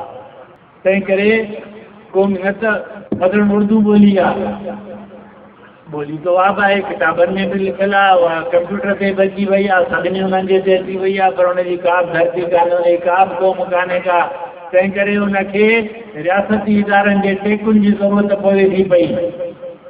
पर सिंधी ॿोलीअ खे हेल तोणी सिंधी माण्हुनि जी जेका पंहिंजी ख़ुदमुख़्तारीअ जे लाइ जिदोजहद आहे उहा बचाईंदी आई आहे, छाकाणि त असांजी ख़ुदि शनाख़्त जो हिकिड़ो ज़रियो इहा ॿोली आहे। ऐं हाणे हुन ॿोलीअ खे ईअं न चइजे त ख़तरा बिल्कुलु कोन्हनि के, ख़ुदि मज़हबी इंतिहा पसंदी जेका आहे उहा सिंधी ॿोलीअ जो ख़तरो आहे। सिंधी ॿोली माना सिंधी ॿोली पाण सां गॾु हिकिड़ो ख़ासि मिजाज रखे थी। इंसान दोस्तीअ वारो, रवादारीअ वारो, जंहिंजी नुमाइंदगी शा लतीफ़ करे थो। मां चवंदो आहियां त जीअं चयो वञे थो त क़ौम जे लाइ जेके अंसर आहिनि, तारीख़, जाग्राफी, ॿोली, कल्चर ऐं इक़्तिसादी मफ़ादत, सिंधी क़ौम लाइ शा लतीफ़ हिकिड़ो क़ौम जे जोड़ण जो हिकिड़ो फैक्टर थी वियो आहे। अॼु मज़हबी इंतिहा पसंदीअ जे नतीजे में शा लतीफ़ खे ई ख़तरो आहे, जेको असांजी ॿोलीअ जो वॾे में वॾो अजाण आहे। शा लतीफ़ जे फ़िक्र जो ख़तरो आहे, शा लतीफ़ जे जेका मज़ार आहे, क़दर आहे, उनजो ख़तरो आहे। त घणा ख़तरा आहिनि, उहे इन जे करे आहिनि, केतिरा ख़तरा असांजी पंहिंजी क़ौमी रियासत न आहे, जिते असांजो इख़्तियार न आहे। हीउ जेको 7 जुलाई जो ॾींहुं मल्हायूं था, इहो कीअं वजूद में आयो? 7 जुलाई ते सिंध असेंबलीअ बिल पास कयो ॿोलीअ जो, उन हवाले सां ई ॾींहुं आहे। पर इहो बिल सिंध असेंबलीअ में उन वक़्तु वेठल मेंबरनि जे महिरबानी नतीजे में कोन थियो। जीअं सिंधोरत तहरीक जी अॻुवाणी ते चई वई त सिंध ॿोलीअ जी जिदोजहद एंटी वञण मुखालिफ़ जिदोजहद सां गॾु हली, जेका वञण टोड़ तहरीक हली, उन नतीजे में सिंध असेंबली ठही। वञण टुटो त सिंध असेंबली ठही। इन हिकिड़ी ॻाल्हि जी मूंखे यादि अचे, मां जॾहिं पीपुल्स पार्टी ऐं हुनजी कारकर्दगी सिंध दुश्मन किरदारनि ते ॻाल्हाईंदो आहियां, मूंखे हिकिड़े दोस्त चयो, यार तूं पीपुल्स पार्टीअ ते थो ॻाल्हाईं, तोखे त नौकिरी पीपुल्स पार्टीअ वारनि जे करे मिली, ऐं छाकाणि त हुन वक़्तु चीफ मिनिस्टर तव्हांजो ॻोठ जो जतोई साहिबु हो। चई, यार तोखे जतोई साहिब जे करे नौकिरी मिली, तूं हुनजी मुखालफ़त थो करीं। हुनखे चयो त जतोई साहिब जे करे नौकिरी मूंखे न मिली, मुंहिंजे करे जतोई साहिब खे नौकिरी मिली। ऐं यार ईअं वरी कीअं, तूं वरी लबाड़ थो वणी? मां चयो न, चई कीअं भला? मां चयो जतोई साहिब वज़ीर आला तॾहिं जो जॾहिं सिंध जो सूबो ठहियो न। जेकॾहिं मग़रबी पाकिस्तान जो सूबो हुजां त जतोई वज़ीर आला थिया, ईअं कोन थिया। मां चयो पोइ वञण त टोड़े सिंध जी सूबाई हैसियत बहाल करण लाइ जिदोजहद त मूं कई, मुंहिंजे साथियुनि कई, जीअं गॾु कई, हैदर में जतोई कई न। जतोई त ज़ुल्फ़कार भुटेदार वेठो, जंहिं चयो त मां वञण टोड़ण जी मुखालफ़त करे पंजाब खे नाराज़ नथो करे सघां। त उहा हिननि मेंबरनि जी महिरबानी न हुई, पर वञण टोड़ तहरीक जेका ज़बरदस्त हुई, जेका तव्हांजे सिंध जे उस्तादनि, सिंध जे शागिर्दनि, सिंध जे हारनि पोयतनि, सिंध जे नारनि जी जिदोजहद जे नतीजे में वञण टोड़ जेका तहरीक हली कामयाब थी, उनजो प्रेशर हुयो जो इहो सिंध जी असेंबलीअ जा क़रारदाद पास कई। अॼु तव्हांजी जिदोजहद में, असांजी जिदोजहद में मां चवां उहो दम न आहे त उहा ई असेंबली, सिंध असेंबली जंहिं सिंधी ॿोलीअ जी क़रारदाद पास कई, उन असेंबलीअ में उन ई असेंबलीअ जा मेंबर ई शायदि के सागात हुजनि अञा, जिन इहो बिल पास कयो हो। अॼु उहे बेशर्माईअ सां सिंध असेंबलीअ में उर्दू में तक़रीर था कनि, सिंधीअ में तक़रीर कंदे उन्हनि खे शर्म थो अचे। इन जे करे तव्हांजी जिदोजहद, असांजी जिदोजहद कमज़ोर थी वई आहे। तंहिं करे ॿोली पंहिंजे खे विराणो फेरां बि ॾेई सुम्ही सघण सां सिंधी ॿोली न बचंदी। ऐं जेके धारिया माण्हू अचनि था हिते,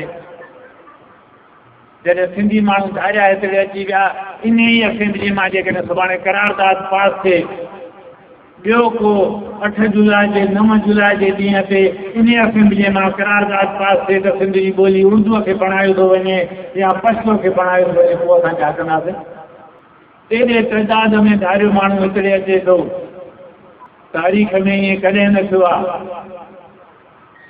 ऐं जीअं दोस्तनि हिते ज़िक्र कयो फ़लस्तीन जो, अॼु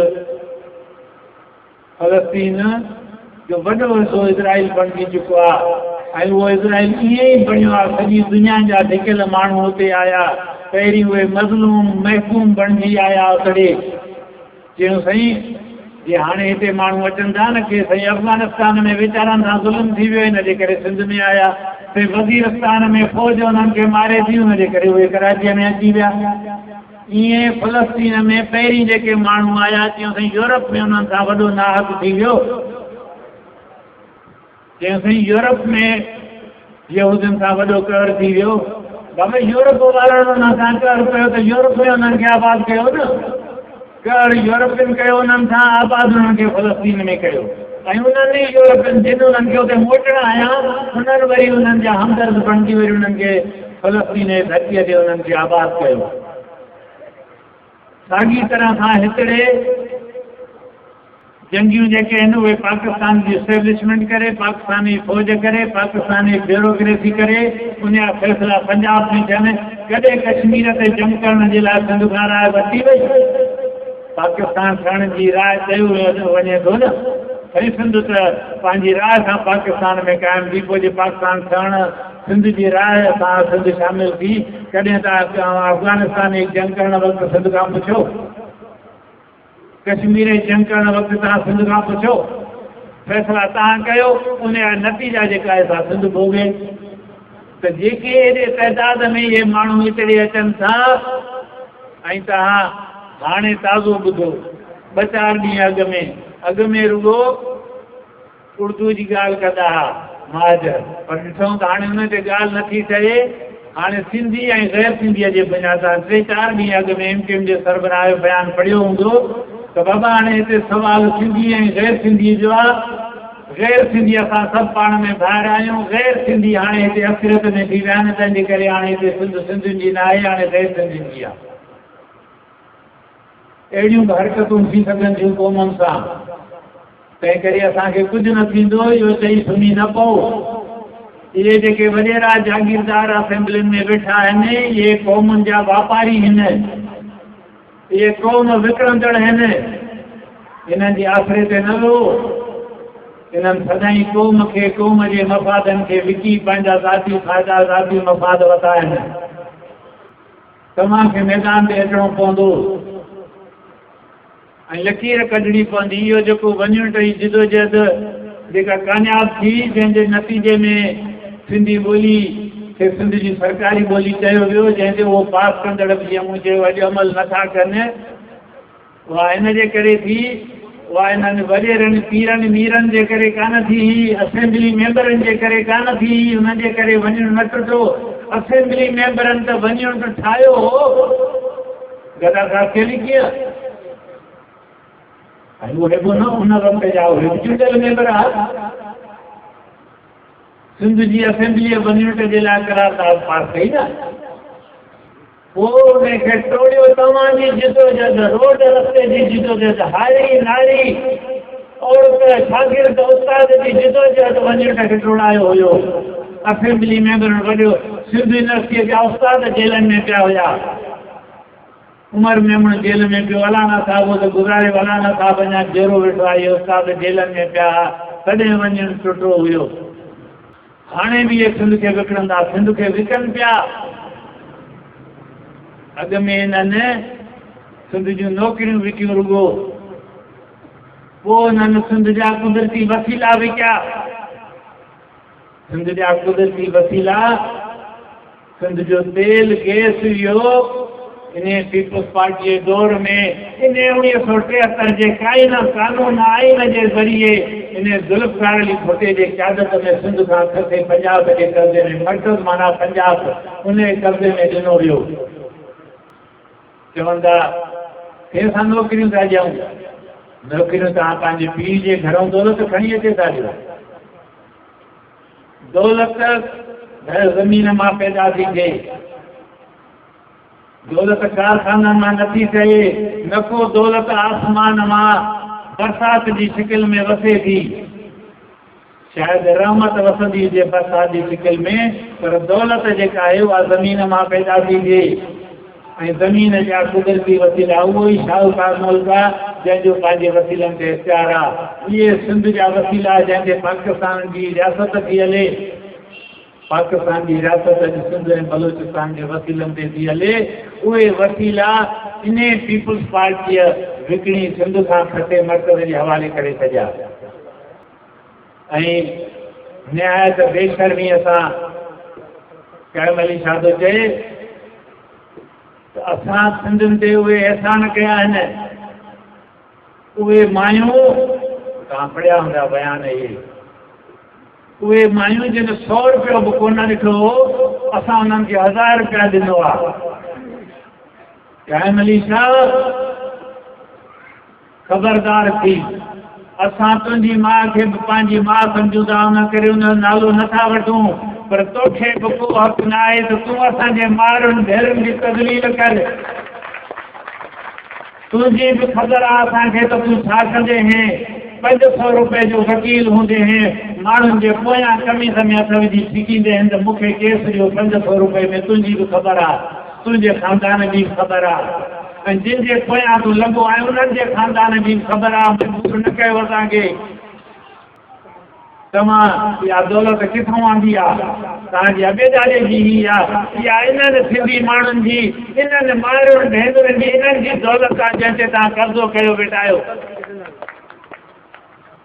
तॾहिं इन्हनि सभिनी शयुनि जी वारसी तव्हां कंदो।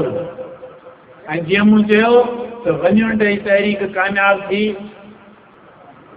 मूं इहो पियो चयो त पहिरीं हिननि पंहिंजे ज़ाती मफ़ादनि लाइ इन्हनि पीरनि मीरनि वॾेरनि ऐं इन्हनि ते एंटी वञण मुखालिफ़ तहरीक, सिंधी ॿोलीअ जे तहरीक जो वॾो किरदारु उन वक़्तु जेके हुया उन्हनि में शेख हयात जो वॾो नालो हुयो। ऐं उन दौर जो मशहूरु बैत अथव, कभी लाल लोह जे सरगम ते थी धरती मुंहिंजी रख करे, मुंहं हेठि थिया गद्दारनि जा बेशर्म वॾेरनि पीरनि जा। इहो हुन दौर जो अथव। छाकाणि त उहे बेशर्म वॾेरा पीर मीर इहे सभु जेके हुआ उहे सिंध दुश्मन हुकमराननि जे कतार में वेठा हुया ऐं हारी मिसकीन पोरत शागिर्द उस्ताद उहे रोडनि ते जिदोजहद पिया कनि। हुननि असांजा कारखाना विकिया, असांजा कुदरती वसीला धरतीअ जा विकिया, हाणे ख़ुदि जा धरती विकिणनि पिया। इहो बहिरिया टाउन, इहो गुलस्काराबाद, इहो DHA सिटी, इहा सिंध जी ज़मीन जो नीलाम हले थो पियो। ऐं उन नीलाम में इहो तय आहे त को बि सिंधी माण्हू हुन में हिसो नथो वठी सघे।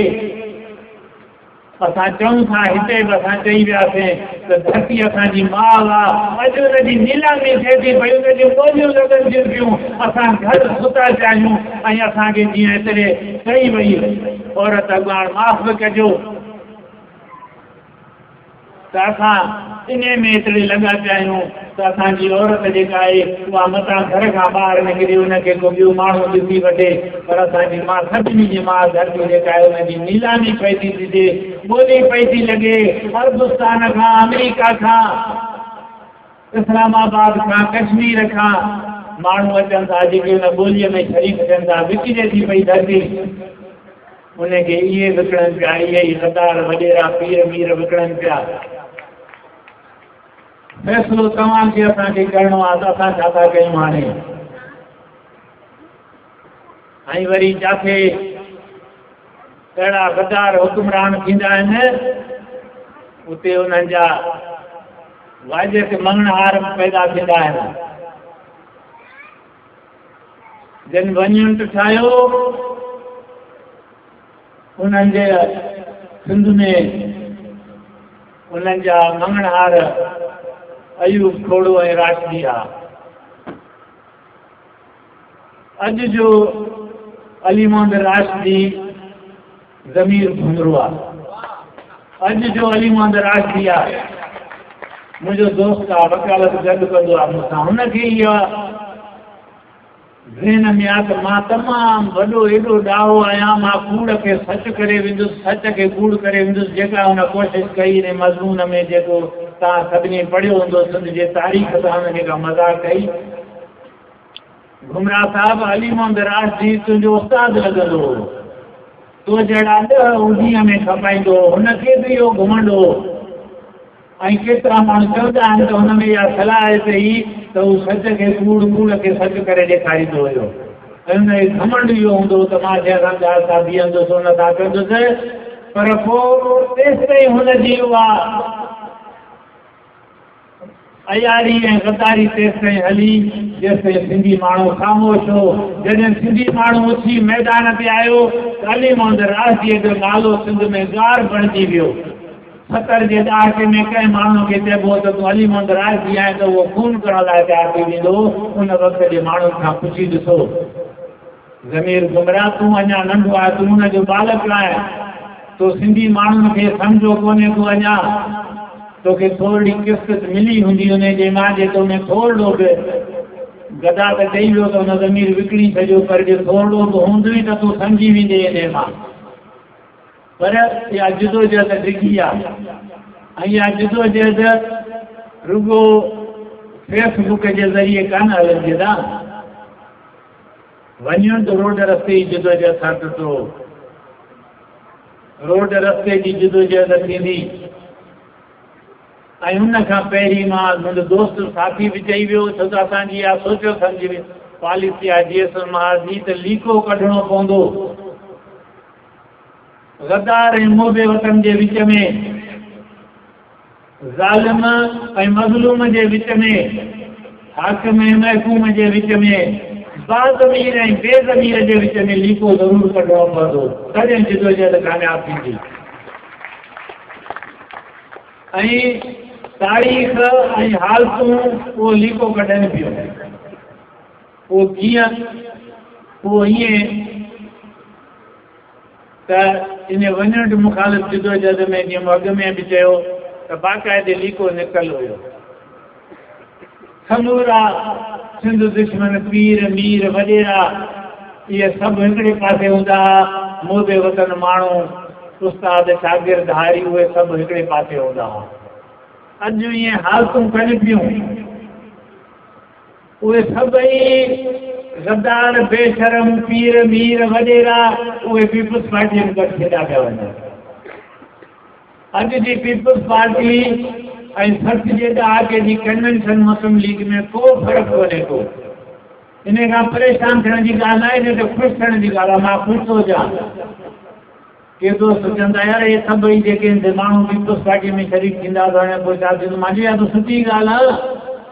अञा हींअर तव्हांखे को शायदि बैटरी हणंदव त वॾेरो ॿाहिरि मिली वेंदो, सिंध जा सभु वॾेरा उन में आहे। ज़िले जे अंदरि पंहिंजे तक में हिक ॿिए खे मोटड़ा हणंदा, पर शरीक अयूब खान वारी कन्वेंशन मुस्लिम लीग में हूंदा त ही सभु वॾेरा उन थींदा पिया वञनि। हालतूं तारीख़ ख़ुदि उहो लकीर कढे पई, पर असांखे बि शौरी तौर ते इहो लीको कढणो आहे। असांखे बि फ़ैसिलो करणो आहे त केरु सिंध दोस्त आहे, केरु सिंध दुश्मन आहे। सिंध दोस्त सां गॾिजी असांखे बीहणो पवंदो। सिंध जे माण्हुनि महिल चयो हुयो त जीअं सैद हैदर बख्श जतोई मोबे वतन आहिनि, अली मोहम्मद राज़ी आहे, थोरो गद्दार आहिनि, तॾहिं वञणु टुटो, तॾहिं सिंध जो सूबो ठहियो, तॾहिं सिंध जी असेंबली ठही, तॾहिं सिंध असेंबलीअ मां सिंधी ॿोलीअ जो बिल पास थियो ऐं तॾहिं इहे अॼु वज़ीर आला इहे बणिया वेठा आहिनि।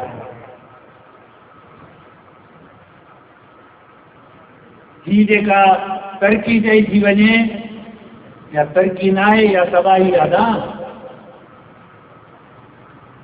तरक़ी कंहिंजे लाइ? सुवाल इहो त पैदा थिए तरक़ी थी त कंहिंजे लाइ थिए?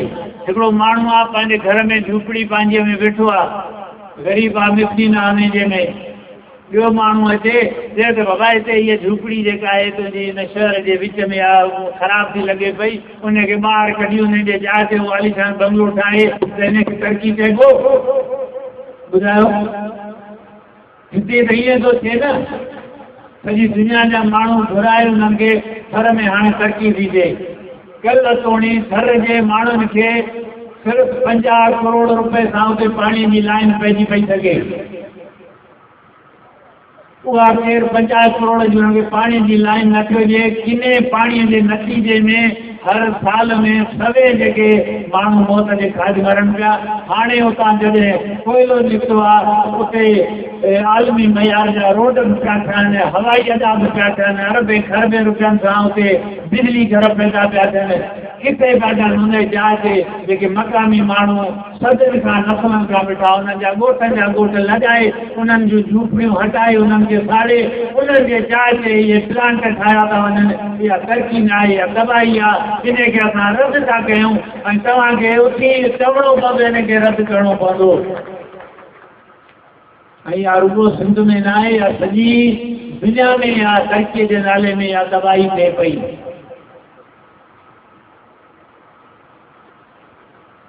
तरक़ी जे नाले में इराक शाम में इहा जेका तबाही थिए पई, इहा आहिनि जेको तरक़ीअ जे नाले में चंद सरमाएदार, चंद बदमाश दुनिया जे दौलत ते कब्ज़े वारा आहिनि, उन्हनि जी दौलत खे वधाइण जी कोशिशि में इहा तबाही पई थिए। इंसानी तहज़ीब, इंसानी इर्तिक़ा जा बुनियादी निशान इन सिटे में पिया, जंहिंखे हाणे इराक ऐं शाम चइजे थो, उन्हनि खे मलियामेट कयो वञे थो पियो।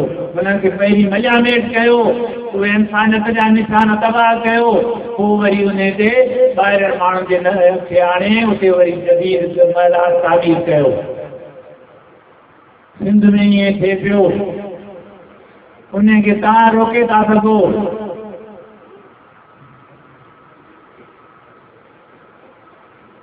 तव्हांखे उथणो पवंदो, फ़ैसिलो करिणो पवंदो तव्हांखे, असांखे।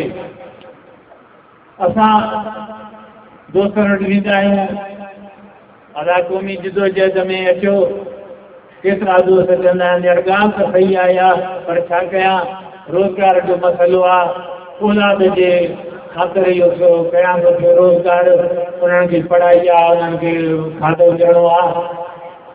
अदा में ईंदड़ नस्लनि जे बका जे ख़ातिर हीअ जिदोजहद थिए थी। जे मिसाल वठणो आहे त वरी फ़लस्तीन ते नज़र विझो, उते छा थो थिए पियो, रोज़ानो दर्जननि जे हिसाब सां नौजवान छोकिरा छोकिरियूं 5-6 सालनि जा ॿार इज़राइली गोलियुनि सां, इज़राइली बम्बाईअ सां मरनि था। उहे पंहिंजी अखियुनि जे आॾो उन्हनि जो रत वांदो ॾिसनि था पिया। छा इहो असां पसंदि कंदासीं? जे असां पंहिंजे ईंदड़ नस्ल जो रत वांदो नथा ॾिसणु चाहियूं त पोइ अॼु असांखे पघर वाहिणो पवंदो, घर खां निकिरणो पवंदो, रोड रस्ते ते अचिणो पवंदो, अवामी जिदोजहद करणी पवंदी।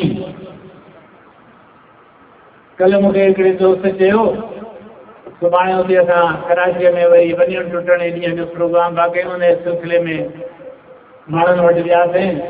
उन चयो त साईं भला कुझु माण्हू लिखनि था, चवनि था त इन सां घर में तरक़ी पई थिए ऐं एतिरी तरक़ी थी आहे त उते 20 अलाए 25 औरतूं जेके आहिनि उहे डंपर ड्राइवर थियूं आहिनि, उहे हलाइनि थियूं, या त पोइ वॾी तरक़ी आहे।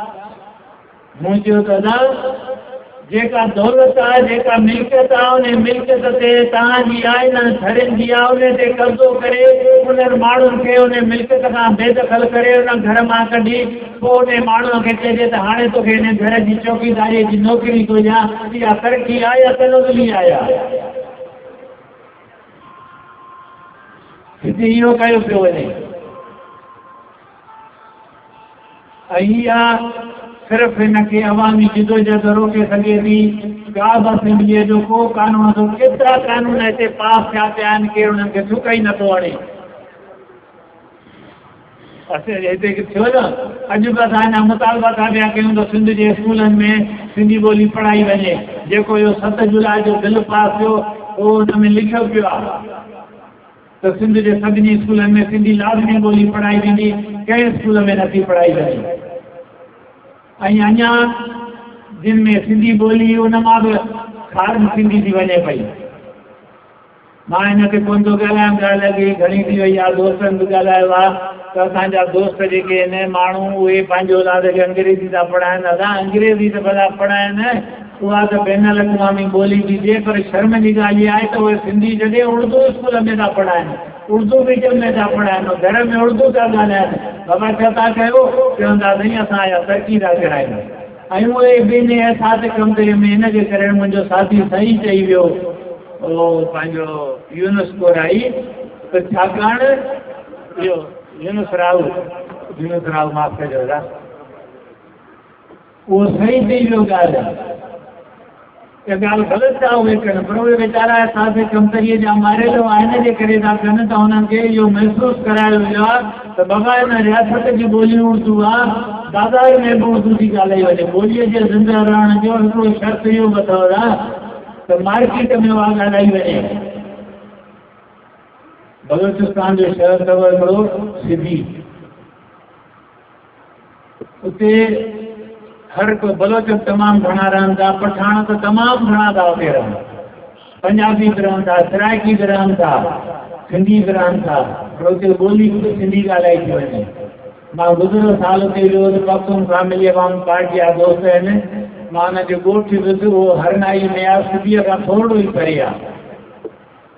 त पठान तमामु वॾा हिकिड़ा उहे आहिनि, पंहिंजे नसल परस्त आहिनि, वॾा नसल परस्त आहिनि। मूं हुन खां पुछियो त हर भला सिंधीअ में एतिरी ॻाल्हाई थी वञे पई, जंहिंजी ॻाल्हि इहा आहे त पुराणे दौर खां वठी हिते सिंधीअ में वापार ते सिंधी हिंदुनि जो कंट्रोल हुयो। उन वक़्त खां वठी जेको माण्हू ईंदो थो वञे उनजी ज़रूरत बि थी पई त उहो सिंधी ॻाल्हाए, कुझु सालनि में उहो सिंधी सिखी थो वञे। असां सभई सिंधी था उते ॻाल्हायूं सिंधीअ में, त उहे माण्हू जिन खे इहो अहसासु ॾियारियो थो वञे त हिन रियासत जी ॿोली उर्दू आहे, शहर में वञो त मार्केट में उर्दू ॻाल्हाई थी वञे, इनजे करे बि के माण्हू पंहिंजे औलाद खे उर्दू पढ़ाईंदा, पर उहा नंढी ग़लतफ़हमी आहे। उर्दू रियासत जे टेक ते बीठी आहे, उन सां मुक़ाबिलो तव्हांजी जिदोजहद करे सघे थी। पंहिंजी ॿोली ऐं पंहिंजी क़ौमी वजूद इहे ॻंढियल आहिनि। जीअं सिंधी ॿोली सिंधी क़ौम जे वजूद लाइ अणतर आहे, ईअं सिंध जी क़ौमी बका सिंधी ॿोलीअ जे बका लाइ अणतर आहे। उहा तव्हांजी ॻंढियल जिदोजहद सां थी सघे थी, ऐं उहा जिदोजहद रोड रस्ते ते थींदी, रोड रस्तनि ते अचिणो पवंदो, सभिनि शान मां निकिरणो पवंदो, ऐं हिन गदार पीर मीर वॾेरनि मां असांखे आसिरो लाहिणो पवंदो, बल्कि असांखे चवणो पवंदो त इहे सिंध जा गदार आहिनि ऐं सिंध जा मोबे वतन माण्हू जेके आहिनि उन्हनि सां गॾिजी असांखे बीहणो पवंदो, तॾहिं सिंधी निजात थींदी। अचो त लकीर कढूं सिंध जे गदारनि जे मोब वतन माण्हुनि जे विच में। ऐं इहे साल सिंध जो पीर मीर वॾेरो हार जो तरो आहे, उन मां चङाई जी उमेद रखणु बबलुनि खां ॿेर घुरनि जे बराबरि आहे। अचो सभु सिंध जा मुंहुं वधण माण्हू गॾिजी रोडनि रस्तनि ते अचूं ऐं सिंध जी आज़ादी ख़ुदि मुख्तियार जे लाइ जुलूस कयूं। तव्हां सभिनी जी महिरबानी। जीअं सिंध सदारती किताब सां महिरबानी। सामाईन, जीअं सिंध मुहाज़ ज़िले नौशेरो फिरोज़ पारां नवां जतोई में सिंधी ॿोलीअ जो ॾींहुं मल्हाइण वारी तक़रीब जी मुकमिल कार्रवाई सिर्फ़ु radio voice of Sindh London पारां पेश कई वई। सामाईन, प्रोग्राम जी पुॼाणीअ ते पंहिंजे मेज़बान इमदाद अली ओढो खे इजाज़त ॾींदा। शाल सिंध आबाद ऐं ख़ुशहाल थिए, सिंधी माण्हू सुखियो ऐं सताबो थिए। सदाईं गॾु। अवां जी समातुनि ताईं radio voice of Sindh London